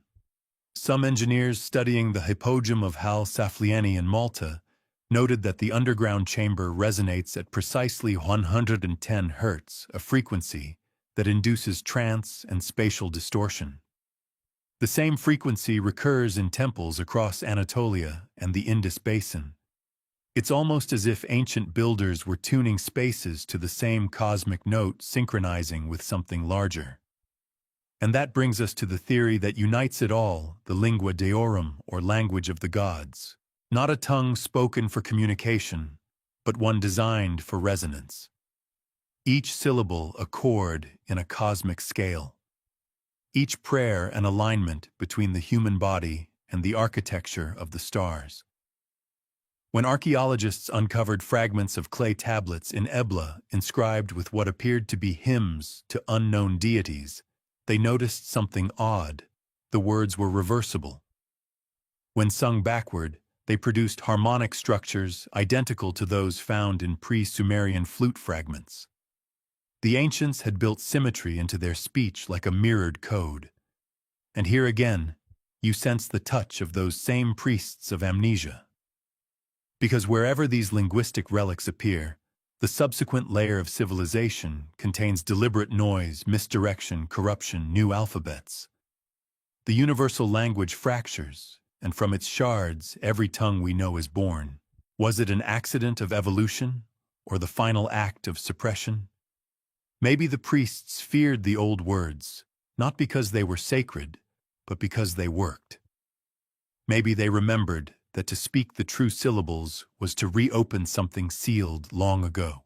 So they broke the tongue of the world into 1,000 dialects, scattered vowels like ashes, and taught us to call it progress. And when you whisper tonight, when your voice trembles between sleep and breath somewhere beneath the noise of modern speech, the ancient syllables still wait, vibrating faintly, remembering themselves. You've heard the stories, old travel diaries, second-hand accounts, dusty museum plaques that dismiss it all as myth. Statues that breathed idols, that wept monoliths, that seemed to shift when no one was watching. They sound like superstition, the kind of exaggeration that grows in retelling. Yet the deeper you look, the more these tales repeat in places too far apart to have shared a rumor. At Abu Simbel, the colossal statues of Ramses II sit facing east. Twice a year, on the mornings of February 22nd and October 22nd, the sun pierces the temple's inner sanctuary and strikes the statues within. For 20 minutes, the light ignites the faces of three gods, Ra-Amun and the deified Ramses himself. The fourth statue, that of Ptah, the god of the underworld, remains forever in shadow. Perfect engineering, say the Egyptologists. But what if it's more than geometry? Ancient accounts claim the statues shone not with reflected sunlight, but with a faint luminescence, as if something inside them answered the dawn. At Delphi, the Greek chronicler Pausanias recorded that the bronze effigy of Apollo vibrated with song during certain festivals. In Thebes, an Egyptian papyrus describes the statue of Amun speaking through its mouthpiece at sunrise. And in Memphis, the Greek historian Herodotus claimed to have heard the god Ptah sigh softly as the light touched his face. It was enough to make even the skeptical Romans whisper of animated stone. Modern science calls it acoustic resonance, the interaction between sunlight temperature changes and the porous structure of the rock. In 1840, explorers at Luxor noted a hum within the colonnade just before dawn, a low tone that seemed to emanate from the sandstone itself. When temperature sensors were later installed, the shift in heat caused microfractures to expand, producing audible vibration. Nature's instrument playing itself, case closed. Except, not quite. Because when acoustic engineers recreated those same conditions with modern limestone samples, the sounds were inconsistent, too weak, too brief. But the ancient statues produced complex harmonics that modern stone couldn't replicate. Some seem to respond to environmental frequency, amplifying ambient sound far beyond what physics predicts. The hypogem in Malta, the statues of Nemrut Da, even the basalt figures of Easter Island all share the same hidden feature, internal cavities carved to resonate. They are quite literally tuned instruments. The Egyptians may have known this. Inscriptions from Abydos describe the breath of the stone and rituals where priests would chant specific tones while striking the temple walls with bronze rods. The resulting vibrations were said to awaken the god. Some researchers suspect these ceremonies weren't metaphorical. They were acoustic activations, aligning resonant frequencies between human voices and the structures themselves. You imagine the scene: dawn breaking over the desert priests standing barefoot in sand, chanting vowels that echo through colonnades. The air hums. The colossal statue trembles not from magic, but from physics so precise it might as well be divine. But the question lingers: why build so many of these resonant idols? The sheer number suggests it wasn't aesthetic. It was functional. At Tiwanaku in Bolivia, one temple platform contains rows of carved stone heads embedded into walls. When the wind passes through the site's hollow channels, the structure produces tones like breath exhaled through a flute. Archaeologists once thought it was coincidence, wind erosion through cracks. Then they mapped the channels and realized they were deliberately oriented to the same azimuth as the rising Pleiades. In other words, the architecture was meant to sing to the stars. The idea of living stone exists in nearly every mythology. The Mesopotamians spoke of statues that housed the essence of their gods, ritually opened eyes and mouths through ceremony. The ritual wasn't poetic. It involved precise recitations, repeated rhythmic drumming, and incense burned in synchronization with celestial timing. The final step was called pit pi, opening the mouth. The statue was believed to take its first breath, becoming a vessel for the divine presence. Here lies an obscure detail, often overlooked: the words spoken during the ritual match the phonetic rhythm reconstructed in Section 15's proto-language. The same vowels, the same alternating cadence. It's as if every time a culture wanted to bring stone to life, it reached unconsciously for the same forgotten syntax, and in at least one case, it may have worked. The Colossi of Memnon, two massive seated figures near Luxor, were said to sing at dawn after being cracked by an earthquake in 27 BCE. For 2 centuries, travelers heard the eerie tone at sunrise, a clear melodic hum. Then, after Roman restorers repaired the statue in the 2nd century CE, the voice fell silent forever. Coincidence, possibly. But the priests of Thebes called the event the departure of the soul. There's something deeply human about our need to animate what we've built, to make stone breathe, to give shape to belief. Yet what if these statues weren't imitations of life, but continuations of it? Ancient builders might have known how to capture resonance in a way that blurred the line between sculpture and spirit. One physicist studying the hypogeum once joked that the site was an ancient subwoofer with theological ambition. But humor aside, the geometry suggests knowledge far ahead of its time-curved walls that amplify low-frequencies, niches that direct sound in spirals. You can almost imagine the entire temple functioning as a gigantic speaker, translating human voices into vibrations, meant for something else, something listening beneath the surface. And here's where it circles back to the forgotten gods. Imagine that the ancients weren't trying to create new gods, they were trying to call back the old ones. The resonance, the chanting, the statues facing specific stars, they were all attempts to tune reality to the same frequency as those lost beings, to make the earth itself hum with divine memory.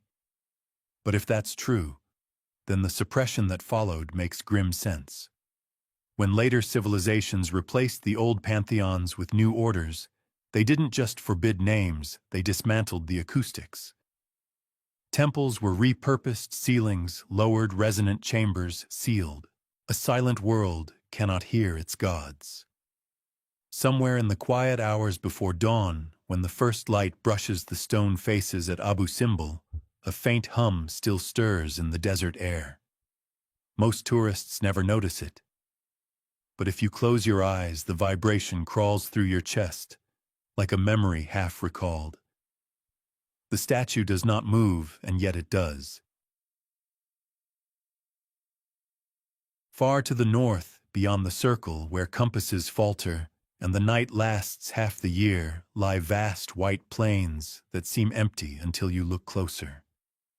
Beneath that silence, something older than humanity sleeps.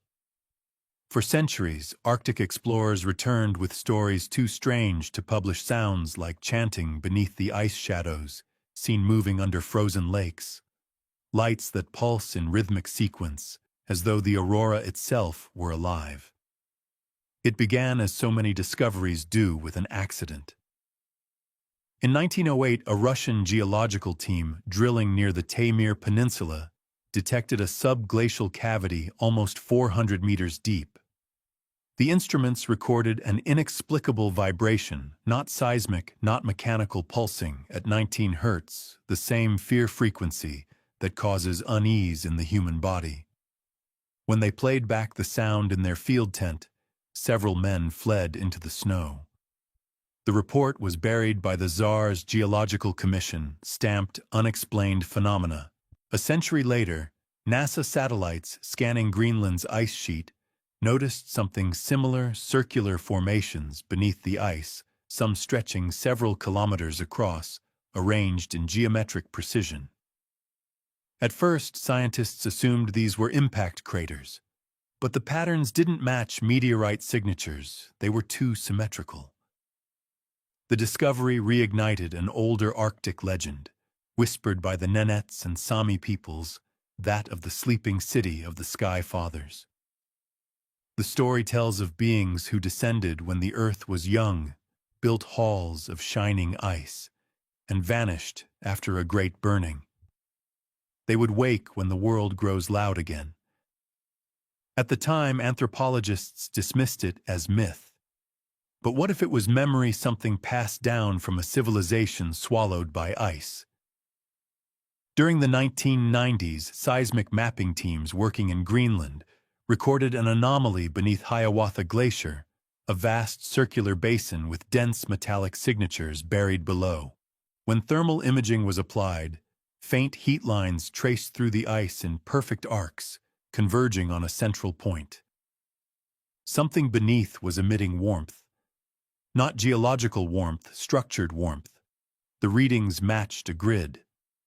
Most records of that survey were classified when Denmark's Geological Survey handed them to NATO, citing strategic interest. But fragments leaked years later, mentions of titanium traces, carved ice corridors, and pyramidal subsurface structures. That's where things became strange. In 2017, a private expedition sponsored by a Norwegian research foundation claimed to have accessed one of these tunnels via an ice fissure. Their video footage, later confiscated by authorities, allegedly showed polished walls with embedded crystalline veins that glowed faintly blue.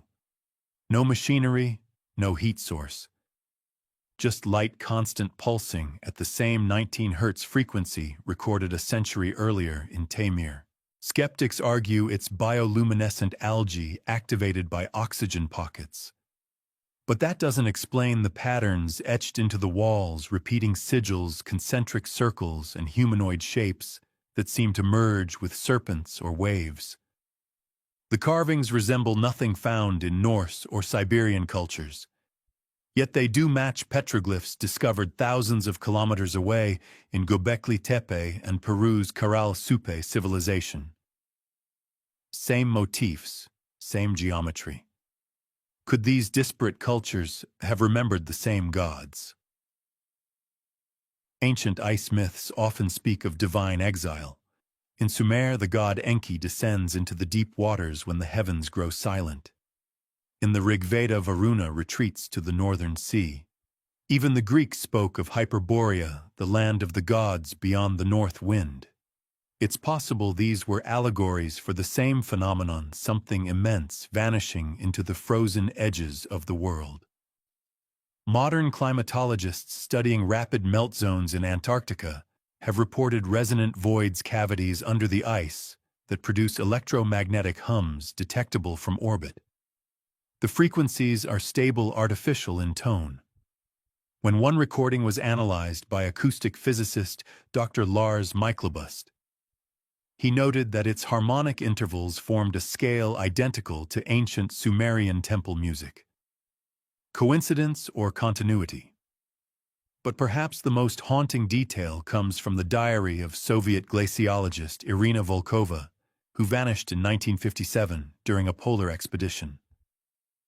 Her last entry reads, "The ice sings when we drill. It answers in rhythm. The others don't hear it yet, but I do. It's not a sound, it's a memory trying to wake." Her body was never found. Only her field microphone remained its final recording, a low, oscillating tone that rises and falls like breath. Some dismiss it as wind resonance. Others believe it's something far stranger, the remnants of a civilization or consciousness, preserved in the ice waiting for the right frequency to stir again. The question isn't if something is down there, it's when it will wake. Because as global temperatures rise, the ice that's kept those gods asleep for millennia is thinning. And if the myths are right, if these beings were buried, not dead, then their silence may be ending.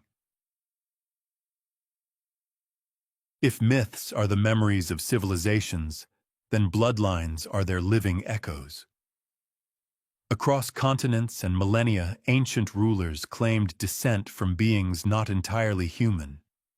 Pharaohs called themselves the sons of Ra. Sumerian kings traced their ancestry to the gods who descended from the heavens.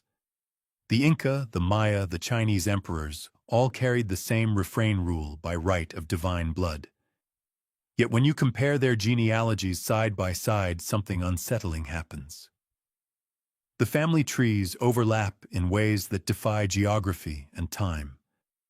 The same names, or at least the same meanings, recur in distant cultures that should never have met. In Egypt, the early dynasties describe a primordial line of god-kings, known as the Shemsu-Hor followers of Horus, who ruled for 13,720 years before the first human pharaoh. Meanwhile, in Mesopotamia, the Sumerian king list speaks of 10 kings who reigned before the flood, their reigns measured in absurd spans, thousands of years each, until the waters came and the kingship was lowered from heaven. Historians treat both as mythic frameworks, but what if they refer to the same event seen from two corners of the world? What if these divine rulers weren't metaphors, but survivors of something older? A small but growing number of genetic anthropologists have noticed patterns in royal DNA. The Y chromosomal lineages of early Eurasian elites show clusters of rare haplogroups that appear suddenly around 10,000 BCE, precisely when global flood myths converge. These markers don't fit known migratory patterns. They seem inserted, as if an isolated population cut off then reintroduced, merged with emergent human societies. Of course, mainstream science calls it statistical noise. Still, the coincidence lingers like a whisper you can't quite unhear. Consider the old claim of blue blood. In medieval Europe, the nobility's pale veins were said to reveal celestial heritage. The phrase might sound poetic, but in pre-Christian Spain, the Visigothic aristocracy literally traced descent from Tuatha de Danann, the mythical Shining Ones of Ireland. Their heraldic symbols, spirals, radiant eyes, winged discs, mirror those carved into Sumerian seals. No one explains how such motifs traveled across epochs and oceans. Yet the strangest evidence of all may come from China's earliest chronicles. The Shanhai Jing, the classic of mountains and seas, speaks of semi-divine rulers born of heavenly dragons whose descendants ruled the Middle Kingdom. Excavated tomb murals from the Warring States period show serpentine beings coiling around crowned humans, half embrace, half fusion. Compare those to depictions of Enki Quetzalcoatl or Kukulkan, the feathered serpent who taught humanity. Different names, same hybrid archetype. By the time Rome rose, these bloodlines had fragmented into legend. The emperors claimed divine ancestry, not because it inspired faith, but because it justified control. Augustus called himself the son of a comet. Alexander traced his father to Zeus Ammon. Japanese emperors still perform rites affirming descent from the sun goddess Amaterasu. Behind each claim lies a memory of legitimacy born not from conquest, but from inheritance, something older than any empire. One obscure medieval text, the Liber Genealogiae Deorum, takes this further. It outlines parallel divine lineages in Latin, Greek, and Hebrew traditions, all converging at a mysterious figure labeled Ankalu, the first father.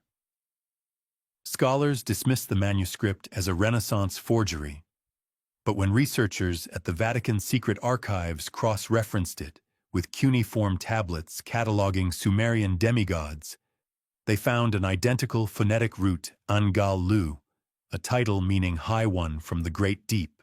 So what happened to these supposed descendants? If the gods vanished, did their blood thin into legend, or survive hidden behind crowns and coats of arms?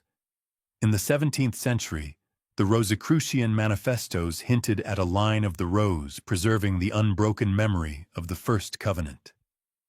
Later, French esotericists equated this with the Merovingian dynasty, whose founders bore the fish-tailed emblem of Dagobert, echoing Dagon, the sea god of Mesopotamia. The Church condemned it as heresy, yet the motif persists: fish, serpent, star. Symbols of continuity, symbols of memory. If we strip away the mysticism, what remains is this: certain families, certain rulers across the entire span of recorded history have acted as if they knew something we've forgotten. They built their genealogies not around political convenience, but around a pattern, a map of descent reaching back to before the written word. And in their private rituals in the closed rooms of coronations and initiations, they invoked names that do not appear in any official scripture. A curious fragment of correspondence from the 18th century between a Vatican librarian and an English antiquarian makes an eerie admission. The lineage of David is not the only sacred blood preserved, it reads. Others flow still unspoken, unbaptized, and watchful. It's tempting to imagine that phrase as metaphor. Yet when we compare the rites of coronation in London, Kyoto, and Addis Ababa, they share gestures identical to those carved on Bronze Age reliefs in Anatolia. The washing of hands, the binding of the brow, the whispering of a hidden name before the crown touches the head. These are not coincidences. They are the last ceremonial footprints of a belief older than any kingdom. Earlier, we followed archaeologists beneath the ice and found resonant voids humming with frequencies tied to mythic ages. Perhaps those tones are not just echoes of forgotten temples, but signals calling to their heirs. Perhaps the same resonance that hums in the Arctic pulses faintly in bloodlines scattered across the earth, urging remembrance. And if that's true, then the forgotten gods never fully left. They simply changed form, flowing through veins instead of stone shaping history, not through thunderbolts, but through inheritance. The question then isn't whether divine blood ever existed. The question is, who carries it now, and whether they know what sleeps within them. High in the thin air of the Andes, where clouds hang like white ghosts, and the wind hums through ancient stones, lies a series of monuments that should not exist. Their builders are anonymous, their purpose uncertain, and their precision impossible. The Inca who inherited these sites admitted they did not make them. They simply found them there as though the mountains themselves had given birth to architecture. Places like Tiwanaku Pumapunku and Sacsayhuaman whisper of a forgotten age, a time when gods walked the earth, or perhaps when the memory of them was still fresh enough to carve in stone. The stones of Pumapunku defy explanation. Blocks of andesite weighing hundreds of tons are sliced with such mathematical accuracy that even today engineers would struggle to replicate them without laser tools. Their corners are beveled at right angles, their faces etched with interlocking grooves that fit together like puzzle pieces, perfectly, silently. There is no mortar. The builders knew something we do not. The local Aymara legend calls them the Gate of the Gods, crafted by those who could move mountains with sound. Sound. That word lingers. In the previous chapter, we heard of resonant frequencies in the Arctic ice vibrations that stirred ancient memory. Here too the air sings. When wind rushes through the narrow corridors between the stones, it produces a low, harmonic tone, as though the monument itself were tuned. Could these structures be instruments or receivers? Archaeologist Arthur Poznansky, who studied Tiwanaku in the early 20th century, argued that the complex predates all known civilizations of the Andes, perhaps older than 12,000 years. His claim was dismissed as romantic nonsense until modern radiocarbon analysis of nearby sediments suggested human activity there long before the Inca Empire. Even stranger, the site's primary axis aligns with solstitial points that only matched the sun's position around 10,500 BCE, the same period as the melting of the last ice age. Once again, the date of cataclysm returns like a refrain hidden in stone. Throughout the Andes, symbols recur that seem foreign to local myth. Feathered serpents, sun discs with radiating lines, humanoid figures with halos of light motifs identical to those in Mesopotamian seals and Egyptian reliefs.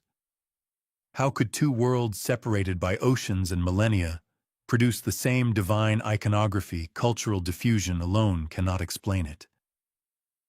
There were no trade routes linking Sumer and the Andes in prehistory. Yet the shapes persist, wings, eyes, hands, raised to the sky, as though both continents remembered the same teachers. At Tiwanaku's Kalasasaya temple, one figure dominates the gate, the staff god, holding twin rods and surrounded by radiating light. He resembles Viracocha, the Andean creator who rose from the waters after a great flood to rebuild humanity. But if you look closely, his square face and tiered crown mirror depictions of Enlil from Sumer and the Olmec rain god before him. Different names, same being repainted by each civilization that inherited his ruins. When Spanish chroniclers arrived in the 16th century, they were told that Viracocha's followers were tall, pale men who vanished to the east beyond the sea. The Spaniards predictably took this as prophecy fulfilled. But older sources describe Viracocha as a being of light, not flesh. The Inca priests said his return would mark the end of an age. If you walk through Sacsayhuaman, where megaliths the size of buses fit together so seamlessly that not even a knife blade slips between them, you can feel the hum in your bones. It isn't imagination. Engineers measuring vibrations there have recorded low-frequency resonances, similar to those detected under the polar ice. The same sonic footprint repeating across the globe. It's as if these monuments were tuned to the Earth itself, standing stones that sing in sympathy with the planet's hidden frequencies. Could they have been built to communicate not with men, but with whatever forces the ancients believed had once ruled them? Perhaps the forgotten gods left not temples, but transmitters. And here the story grows even stranger. Beneath Lake Titicaca, where myth says Viracocha first emerged, divers have discovered submerged terraces, stairways, and walls of worked stone extending far below the current waterline. Carbon dating suggests they were built when the lake was hundreds of meters lower, long before the rise of the Inca. The water has hidden them for at least 10,000 years. Some of the carvings match those of Göbekli Tepe. Coincidence again? Or continuity? When you overlay the positions of Tiwanaku, Puma Punku, and Machu Picchu on a global map of ancient sacred sites, a pattern emerges. They align almost perfectly with the latitude of the pyramids of Giza, the temples of Angkor, and the ruins of Nan Madol in Micronesia. Different hemispheres, same geometry, almost as though someone or something designed the Earth's sacred architecture as a single system. But who could have conceived such a thing, and why would they scatter their monuments like breadcrumbs across time? Local shamans still perform night rituals near the Gate of the Sun, burning llama fat and chanting in Aymara, "Awaken those who sleep in the stone." To them, these ruins are not dead relics. They are dormant beings, slumbering guardians from an age when gods still walked in daylight. Perhaps that's the real secret of the Andes. The gods were not erased here. They are simply waiting, half buried, half awake, carved into mountains that still remember their names. And as the world warms, glaciers retreat, and hidden valleys open once again, it may not be archaeologists who uncover them first, but the mountains themselves breathing their memories back into the air. If you trace the world's ancient temples on a globe, not just the famous ones, but the half-forgotten sanctuaries buried in jungles and deserts, you'll notice something uncanny. From Giza to Teotihuacan, from Angkor to Stonehenge, from Tiwanaku to Abydos, the lines that connect them cross along precise stellar coordinates. It's as though every civilization across tens of thousands of miles and unshared languages built its most sacred places to mirror the same sky. Not the sky of today, but the sky as it appeared at the end of the last ice age. The stars have drifted since then, their positions subtly altered by the slow wobble of Earth's axis. Yet these ancient monuments seem frozen to that moment, as if their builders wanted to preserve a cosmic memory before it slipped from view. That strange synchronicity is what researchers now call the astral gate hypothesis. The idea that the temples of early humanity were designed to open communication not between men and gods, metaphorically, but between Earth and something beyond it, literally. You can see the pattern most clearly in Egypt. The Great Pyramids align precisely with the stars of Orion's belt, but not as they appear now. Their true alignment fits the constellation's position around 10,500 BCE, the same date tied to Tiwanaku's solstice markers and the Younger Dryas cataclysm. The same date when flood myths say the gods vanished. That number has become a kind of gravitational constant in our investigation, pulling every anomaly toward it. Egyptologists once dismissed the Orion correlation as coincidence, but when high-resolution scans revealed that internal shafts within the Great Pyramid pointed toward specific stars, Orion's Alnitak and Sirius, it became harder to ignore. These were not random orientations. They were messages carved in limestone mathematical hymns sung to the heavens. In the Yucatan, the Temple of Kukulkan mirrors the same principle. At the equinox, sunlight cascades down its stepped sides, forming the shadow of a serpent slithering toward the ground. That serpent in Maya cosmology is the bridge between worlds, the celestial road by which the gods descend. And Kukulkan, of course, is just another name for Quetzalcoatl, the feathered serpent, who promised to return from the stars. Even older are the stone rings of Nabta Playa in the Nubian desert. Long before Stonehenge pastoralists, there arranged megaliths to mark the rising of Sirius and the summer solstice. Archaeologists believe it functioned as a calendar for tracking monsoon rains. But to build such a calendar, they had to understand precession, the slow drift of the stars over millennia. Which means they weren't just sky watchers. They were record keepers of time on a cosmic scale. In Tiwanaku, the Kalasasaya temple points not to the sun's modern path, but to where it rose over the horizon around that same enigmatic 10,500 BCE. The alignment is too consistent to ignore.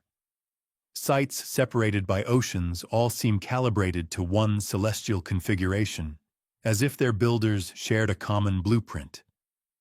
But if that's true, the question shifts from how to why.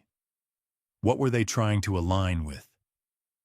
One theory suggests the alignments acted as a kind of spiritual GPS guiding souls after death through the star fields toward divine realms.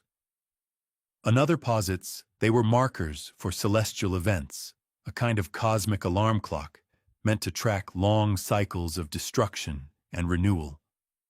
But among the more esoteric researchers, there's a different reading that the temples themselves were gates resonant structures tuned to the geometry of the cosmos, designed to amplify whatever energy, prayer, or consciousness passed through them. At first glance, that sounds like mystical nonsense, but physics might offer an uncomfortable echo. In quantum theory, resonant fields can connect distant points instantaneously, entanglement on a scale the ancients could never have named, yet perhaps intuited. Some physicists even describe space-time as a fabric woven with harmonic nodes, vibrational intersections where reality thins. It's not proof of gates, but it's enough to make the metaphor plausible. Across traditions, we find hints of this idea. The Sumerians spoke of Dr and Ki, literally the bond of heaven and earth, a sacred axis linking gods and men. The Chinese called it the jade pillar, the world's central thread between stars and soil. The Maya called it Waka Chan, the raised sky tree. Always vertical, always luminous, always at the center of the world. It's as though every culture tried to build their own version of that same cosmic bridge. If the astral gate hypothesis is true, then the world's oldest monuments are not separate achievements, but components of a single planetary network, a lattice of sacred architecture harmonized to the heavens. Each temple would have been a node, each ritual a signal. And perhaps at some moment in prehistory, all those nodes sang together. There's one more puzzle. Deep under the Giza Plateau, sonar scans in the 1990s revealed caverns and corridors extending far beneath the Sphinx. Some are natural, others clearly not. According to one anonymous member of the Egyptian Antiquities Council, sealed chambers beneath the monument align with the constellation of Leo as it appeared 12,000 years ago. The chamber's walls allegedly are covered in stars. No official excavation has been permitted. The report vanished, classified, and forgotten. But a few grainy photographs circulate showing smooth stone blocks etched with glyphs of radiant beings descending from the sky. Skeptics will say it's pareidolia, pattern-seeking madness. Maybe they're right. Or maybe the patterns were meant to be seen. What if the monuments of Earth were never about worship at all, but about memory? About recording a time when contact between heaven and earth was possible, and ensuring we'd know where to look when that door opened again. Because every alignment, every solstice shadow, every stone precisely placed seems to point not only upward, but also forward into some expected return. As if those who built them believed the gods were not gone, merely waiting for the right constellation to rise once more. And the most unsettling part. According to the precession of the equinoxes, that same alignment, the one from 10,500 BCE, is slowly returning. The stars are drifting back into position. The gate, if ever there was one, is opening again. By the time the medieval world rose from the ashes of Rome, most people believed the old gods were long dead. Pagan temples had been smashed, their names forbidden, their myths rewritten.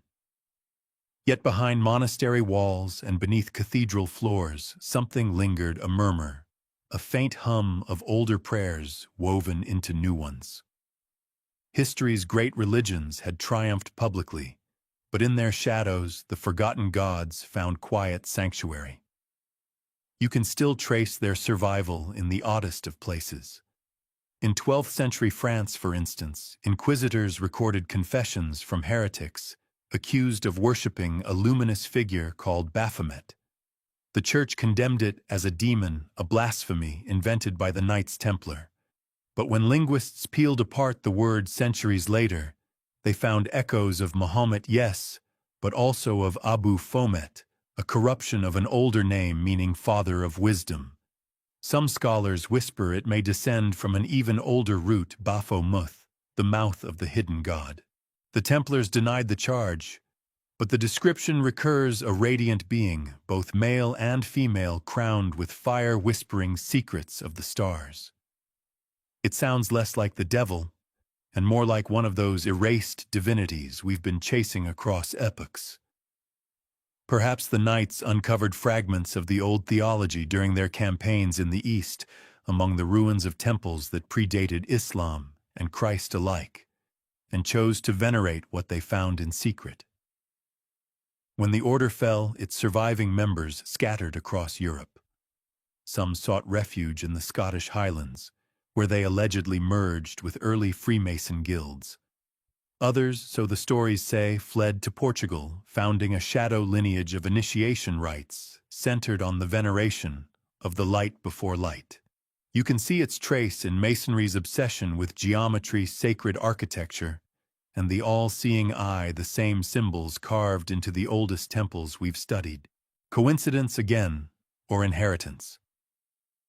In Constantinople, before it became Istanbul, Byzantine chroniclers complained of heresies of the ancient earth underground sects, invoking names that hadn't been spoken in centuries.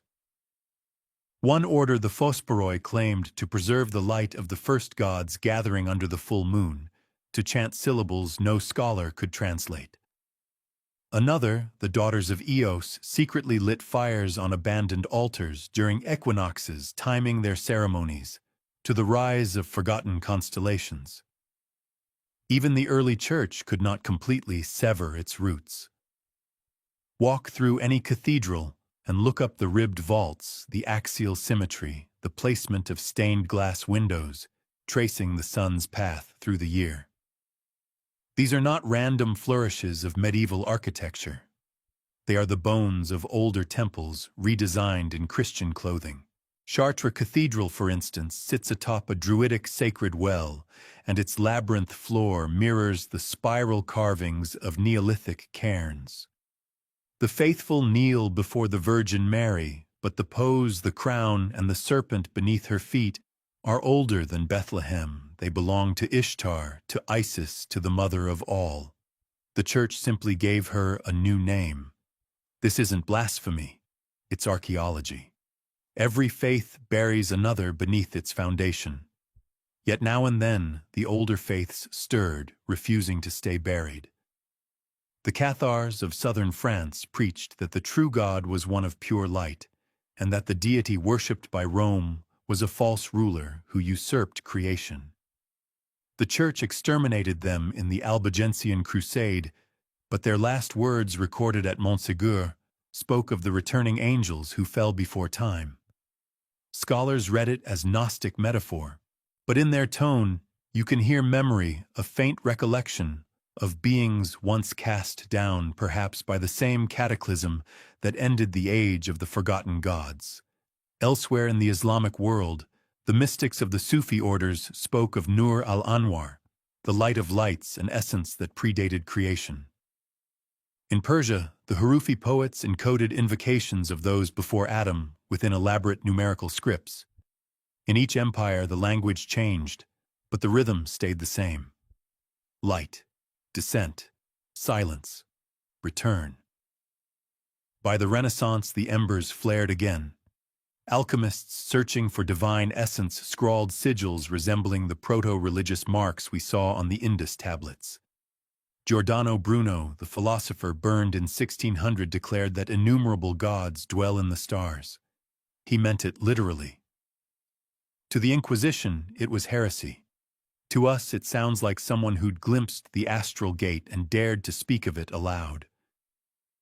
These underground movements weren't unified conspiracies.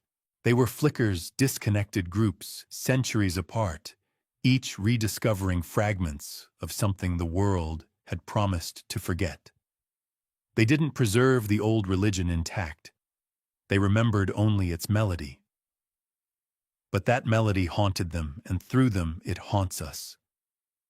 When you look at the great empires, the Romans, the Abbasids, the British, each built its identity upon the ashes of older faiths. Yet somehow in their secret corners, the forbidden names persist. A monk carves a strange face in the margin of a manuscript. A mason leaves a symbol on a cornerstone. A scholar hides a sigil within a diagram of planetary spheres. These small rebellions form the true continuity of the forgotten gods, not grand temples, but hidden signatures scattered through time. And perhaps that's the genius of the old pantheons. They understood that power doesn't vanish, it mutates. Bury a name and it becomes a whisper. Erase a god and it becomes an idea. Destroy a temple and its pattern reappears in the next one, disguised, reinterpreted, reborn. The forgotten gods didn't lose their war against the new faiths. They adapted. They slipped into the shadows of empire, wearing new faces, waiting for those who could still hear their faint songs beneath the bells and hymns. Because even in a world of saints and crosses, the stars above the cathedrals remained the same alignments, the same constellations, still pointing to the same celestial geometry the ancients once followed. The heavens never forgot. Only we did. For centuries, scholars and mystics alike have searched for a common thread linking humanity's oldest sacred sites. What if that thread isn't myth or migration or mere coincidence, but geometry? What if the ancients built their temples not as houses of prayer, but as mechanisms, vast instruments designed to open something? This is the core of what modern researchers now call the astral gate hypothesis. It begins with a pattern so subtle that for centuries no one noticed it. When you plot the coordinates of the world's oldest monumental structures, Göbekli Tepe, the Great Pyramid, Stonehenge, Teotihuacan, Angkor Wat, Tiwanaku, you find they share specific angular relationships to the ecliptic, the plane of Earth's orbit around the Sun. Their orientations are not random nor merely solar. Many align precisely with regions of the sky associated with particular star clusters, Orion, Pleiades, Cygnus, and most intriguingly, the dark rift of the Milky Way. Archaeoastronomers once dismissed this as ritual symbolism. But then came the discovery at Göbekli Tepe, a stone pillar marked with a strange H symbol flanked by a scorpion and bird. In 2017, engineers modeled the arrangement and realized the pillar's carvings corresponded to the exact configuration of stars visible in the sky around 10,950 BCE, the same period as the end of the Younger Dryas, when the climate shifted violently, wiping out species and cultures alike. That H appears again at Tiwanaku in Bolivia, and again on pre-dynastic Egyptian relics thousands of years apart and continents away. It seems to mark a threshold, a gateway between worlds, or perhaps between eras. The more researchers mapped these alignments, the stranger the picture became. The distances between key sites often form integer ratios 1, 3, 5, 2, 3, 4, suggesting not only spatial but harmonic design. When converted into frequencies, these ratios correspond to tones within a single octave. It's as if the planet itself was tuned its sacred sites, forming notes in a cosmic scale. One physicist from the University of Edinburgh described it as an ancient attempt to resonate with the heavens. He meant it metaphorically, but what if the ancients didn't? What if the purpose of these structures was to channel energy not symbolically, but physically, to open a conduit between Earth and whatever they believed dwelled beyond? We have clues. Ancient Sumerian tablets speak of divine ordinances, that descend from heaven as beams of light. The Rig Veda describes vimanas, flying chariots that appear when priests chant the correct hymns under specific star alignments. The Egyptians believed the Benben stone, a meteorite, served as a bridge of radiance between the realms of gods and men. All of these myths converge on a single idea: the sky was not simply above us, it was accessible under the right conditions. In 1984, NASA researchers studying the Earth's magnetic field found that certain megalithic sites like Stonehenge and Giza sit at zones of unusual geomagnetic fluctuation. They speculated that the arrangement of massive stone structures could interact with local magnetic anomalies, creating what they called resonant vortices. Though the idea was quickly shelved as pseudoscience, it raises an uncomfortable question: if unintentional resonance is possible, what about intentional? In 2019, geophysicists detected subtle electromagnetic emissions emanating from limestone cavities beneath Giza, their frequencies correlating with the Schumann resonance, the natural frequency of Earth's atmosphere. These signals weren't man-made. They weren't constant either. They pulsed faintly like a heartbeat. When those same frequencies were compared to acoustic tests conducted inside the king's chamber, the results were uncanny. The chamber amplifies sound waves exactly at 432 Hz, the same harmonic that defines the bass note in numerous ancient musical scales, and the same frequency used by Tibetan monks in overtone chanting rituals said to bridge worlds. It's here that the astral gate hypothesis becomes more than theory. Across civilizations, the same numbers, angles, and tones reappear. The same gods are invoked under the same stars, and the same catastrophic event, the fall of an earlier age, follows each awakening. What if those forgotten gods were not destroyed but sealed? What if these sites were not temples, but locks designed to contain something once opened? Or conversely, what if they were part of a vast mechanism that humanity no longer remembers how to activate? A few fringe physicists have tried to model this. Using geospatial data, they calculated that if you draw straight lines connecting the major ancient sites, you form a continuous geodesic network spanning the planet, one that mirrors the distribution of Earth's energy grid. Each site, in essence, sits on a node of high telluric activity where energy naturally flows between crustal plates. To ancient eyes, these would have been sacred intersections, places where heaven touched Earth. It's not so far-fetched. Today, even our modern power systems use similar nodal mapping to minimize resistance. The ancients may have simply used stone instead of steel and ritual instead of current. But if this global lattice is real, then its builders weren't random tribes acting in isolation. They shared knowledge, purpose, and intent across thousands of years and thousands of miles. And that points to something even deeper, either a lost global civilization or an intelligence guiding humanity toward something it barely understood. Some researchers call this pattern coincidence. Others call it myth. But perhaps myth was simply the language of those who lacked equations to describe what they saw. The ancients might have called it divinity. We today might call it physics. In both cases, the result is the same. At certain times, under certain alignments, the veil thins. The air hums, and the forgotten gods, whatever they were, wait beyond that hum in the resonance between worlds. The astral gate hypothesis doesn't claim that gods are real in the way we imagine them.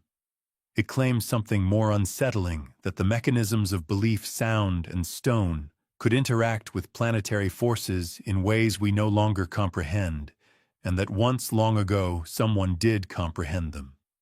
And then they vanished, leaving only temples as tuning forks and myths as instruction manuals. By the Middle Ages, the official religions of the world had taken firm shape.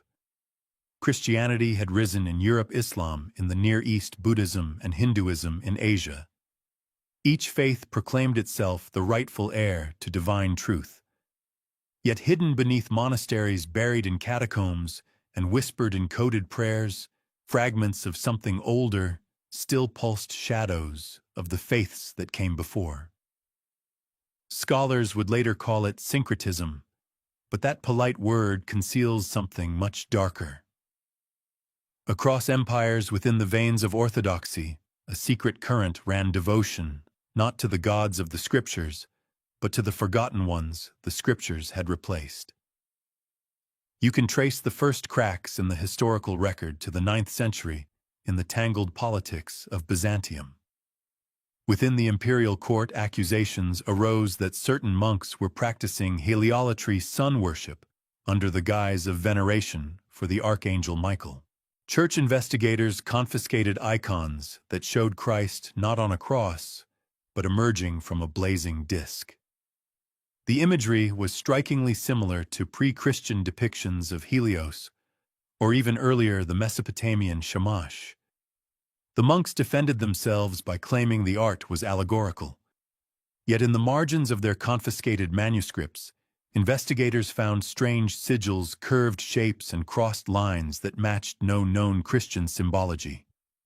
When later compared to the carvings at Göbekli Tepe, those same patterns appeared there too, etched into stone 10,000 years earlier. The further you look, the more these echoes multiply. In medieval France, the heretical sect known as the Cathars taught that the material world was ruled by an evil creator, a false god who had deceived humanity. Their true deity, they said, existed beyond this corrupted plane. The church called it blasphemy and burned them to ash. But hidden among Cathar relics recovered centuries later were copper amulets engraved with a familiar motif, the H-shape of the lost pantheons. The same emblems seen on ancient pillars in Anatolia and South America. Even in the Islamic world, where monotheism was absolute, the whisper persisted. The mystics of Sufism spoke in poetry of the face behind all faces, a divine presence erased by the arrogance of man. Certain esoteric brotherhoods, particularly those operating around Baghdad and later Cairo, believed in al-Sir, the people of the secret. They were said to guard knowledge of beings that predated angels, entities once worshipped before the creation of Adam. Their rituals, conducted at night under specific stars, were condemned as heresy, but their language, dense, symbolic, and musical, bore uncanny resemblance to hymns from lost Akkadian tablets. The more rigid empires became in their faith, the deeper these shadow sects burrowed underground. During the Renaissance, the revival of classical texts brought new temptations. Scholars translating Greek and Coptic fragments stumbled across names long vanished from prayer, Enlil, Inanna, Tlaloc, Viracocha. They wrote them in the margins of Christian sermons, sometimes alongside crosses, as if afraid to forget them completely.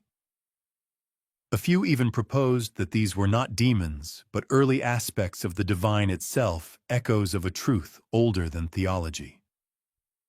One such scholar, Giovanni Pico della Mirandola, wrote of a primordial revelation, a single religion from which all others descended. He never published the full text. The church confiscated it before his death. Rumors claim his private notes described a council of the heavens, a meeting of gods, who agreed to veil their names so humanity could mature in peace. When archaeologists rediscovered Sumerian myths centuries later, they found similar imagery, the assembly of the Anunnaki fading from the world after bestowing civilization. Two narratives separated by millennia telling the same story in different tongues. This idea, the deliberate concealment of the divine, re-emerged among secret societies of the Enlightenment. The Rosicrucians, the Freemasons, the Hermetic orders, all obsessed over symbols predating Christianity. Their lodges mimicked ancient temples.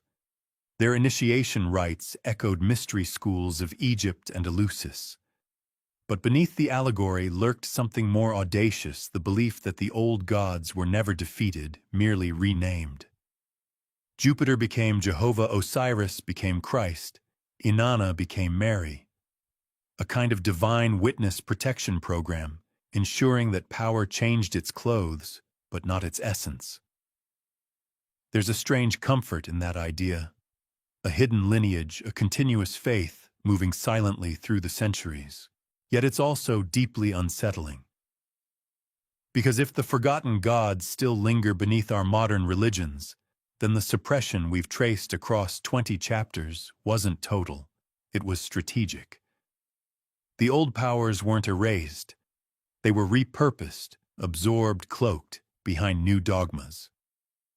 The shadow faith wasn't rebellion, it was adaptation. And history offers clues that this camouflage sometimes slipped. In 1497, the Inquisition seized a Venetian alchemist named Lorenzo Neri. Among his possessions, a silver medallion depicting a human figure with 4 wings, surrounded by concentric circles. The inscription read, "Ad vocem stellarum respondebunt." They will answer to the voice of the stars. Under torture, Neri claimed it was a sigil of the Before One's beings who taught men to build towers of stone in the age before memory. His confession was dismissed as madness. But that phrase, voice of the stars, was identical to a Sumerian phrase found on an Uruk cylinder seal catalogued a century later. Coincidence, perhaps, or continuity. Even today, traces of this shadow faith remain hidden in symbols carved into cathedral doorways, encoded in stained glass, whispered in folklore. The black dog at crossroads, the woman in white by the river, the luminous being who appears in a field at harvest time. They're relics of a forgotten pantheon, surviving as ghosts in our stories. And now, as we begin to piece them together, Byzantine icons, Cathar talismans, Sufi hymns, Renaissance manuscripts, a single shape emerges from the darkness. A network of remembrance, scattered but deliberate. The faith of the forgotten gods did not die.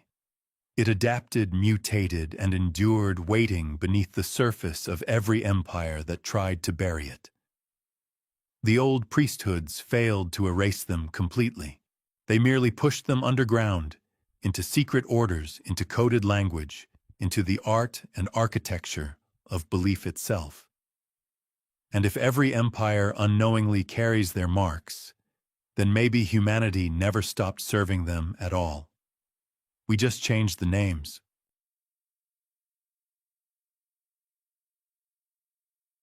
It begins as so many revelations do, not with proof, but with a pattern.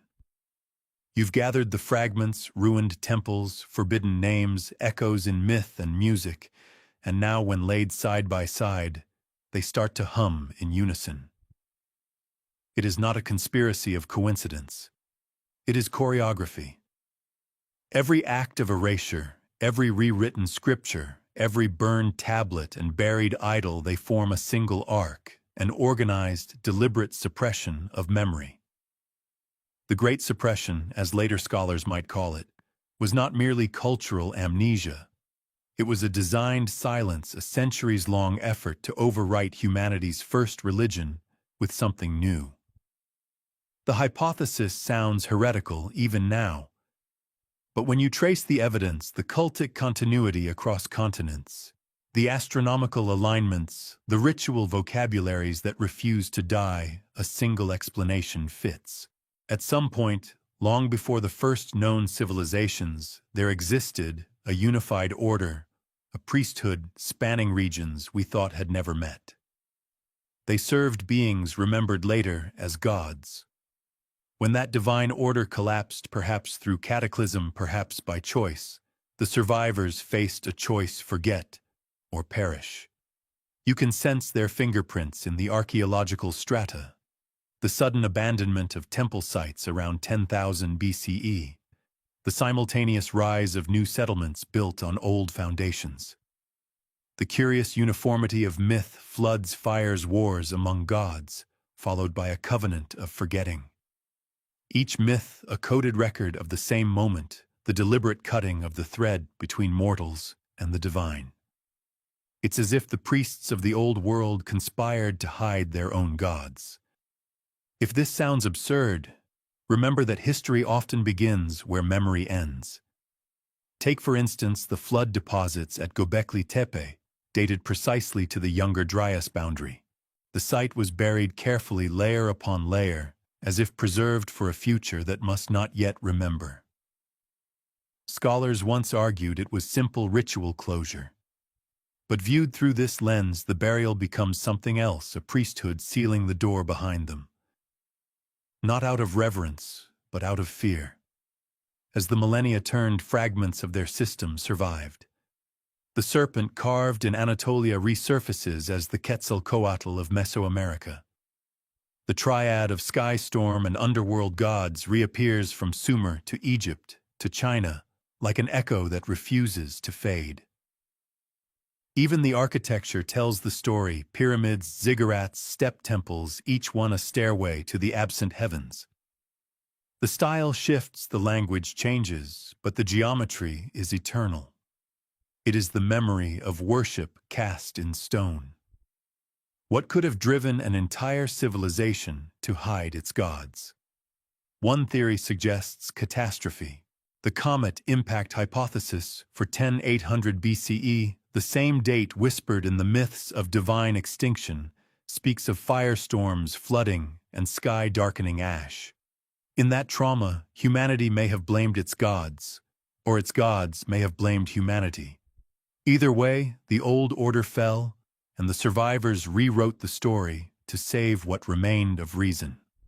The new world began with a vow: never again would divine power rule directly. From then on, gods would rule through metaphor, through myth, through memory. But another interpretation is more unsettling.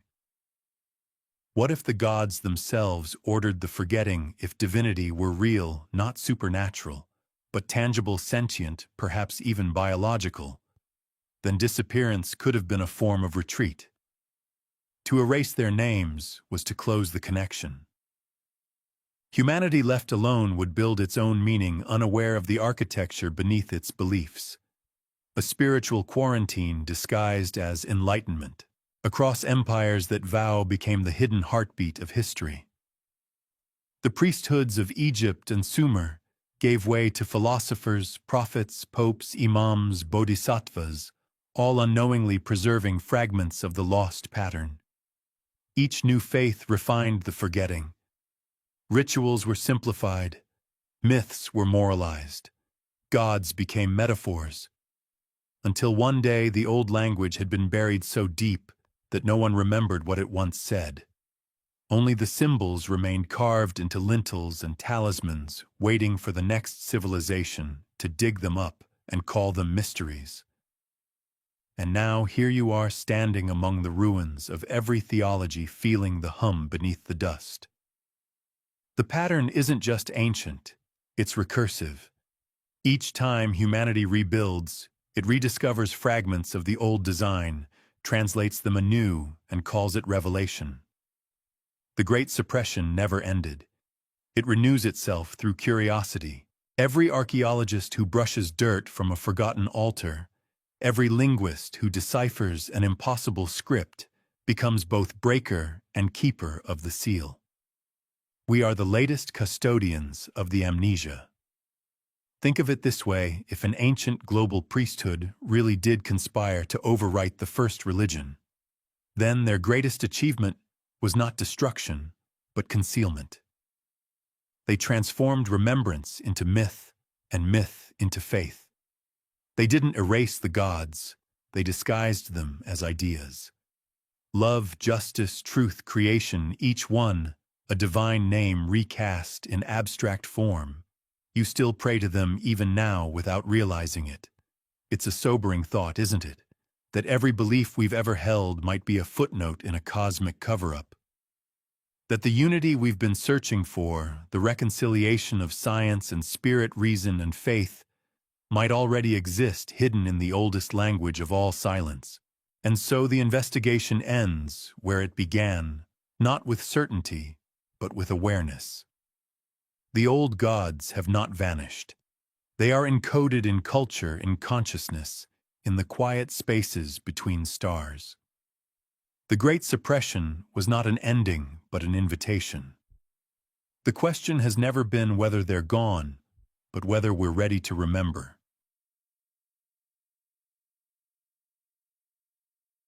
The noise fades now. The rush of questions, the clamor of evidence, the endless hum of connections, it all dissolves into something quieter. You're left with a strange stillness, like standing in a temple long abandoned, where only wind moves between the pillars. The investigation has ended, but its echo remains. You've seen enough to suspect that the gods never truly vanished. They were folded into the architecture of language, the rhythm of ritual, the symmetry of belief. Each new faith, each new science, each whispered myth is a shadow cast by the same hidden fire. When you listen closely beneath the sermons, beneath the equations, you can almost hear them breathing. Maybe they were never divine in the way we imagine. Maybe God was the only word we had for the memory of something vast and intelligence that once moved among us, a presence now dispersed into every act of meaning-making we perform. When you speak, when you build, when you remember, perhaps that's them resurfacing through you. Look at the night sky for a moment. The constellations you trace with your eyes are ancient names, frozen stories, memories disguised as stars. Every civilization has looked up and seen a different map, but the pattern beneath has never changed. The same arcs, the same alignments, the same geometry of longing. Maybe that's all religion ever was, a way to keep the sky talking to the earth. The forgotten gods have become our metaphors, our mathematics, our art. They live in the cadence of music, the elegance of symmetry, the persistence of hope. When you feel awe, that widening silence that makes the heart pause, maybe that's them too. Not returning, but remembering. You think back to the first question, the one that began this long descent into mystery. What if entire pantheons were deliberately erased from history and yet still traceable in our world today? Now at the end, the answer feels less like revelation and more like reflection. It's not that they're gone. It's that we've become them, fragments of their memory, carrying forward the same desire to create, to destroy, to understand. If the Great Suppression truly happened, it failed in one profound way. It couldn't silence curiosity. Each generation rediscovers the ruins, hears the whispers, digs a little deeper. The gods are forgotten only until we start asking again. So maybe that's the truest prayer left, the act of wondering. And maybe that's enough. So as the world outside continues its quiet spin and the stars burn patiently above you, breathe. You let the questions rest.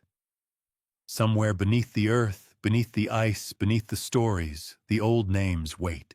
And when they're spoken again, not in fear, but in remembrance, the silence might finally answer. Before you drift away, one last thought lingers like the fading ring of a struck bell. Nothing divine ever really dies. It only changes form, waiting for a new tongue to remember how to say its name.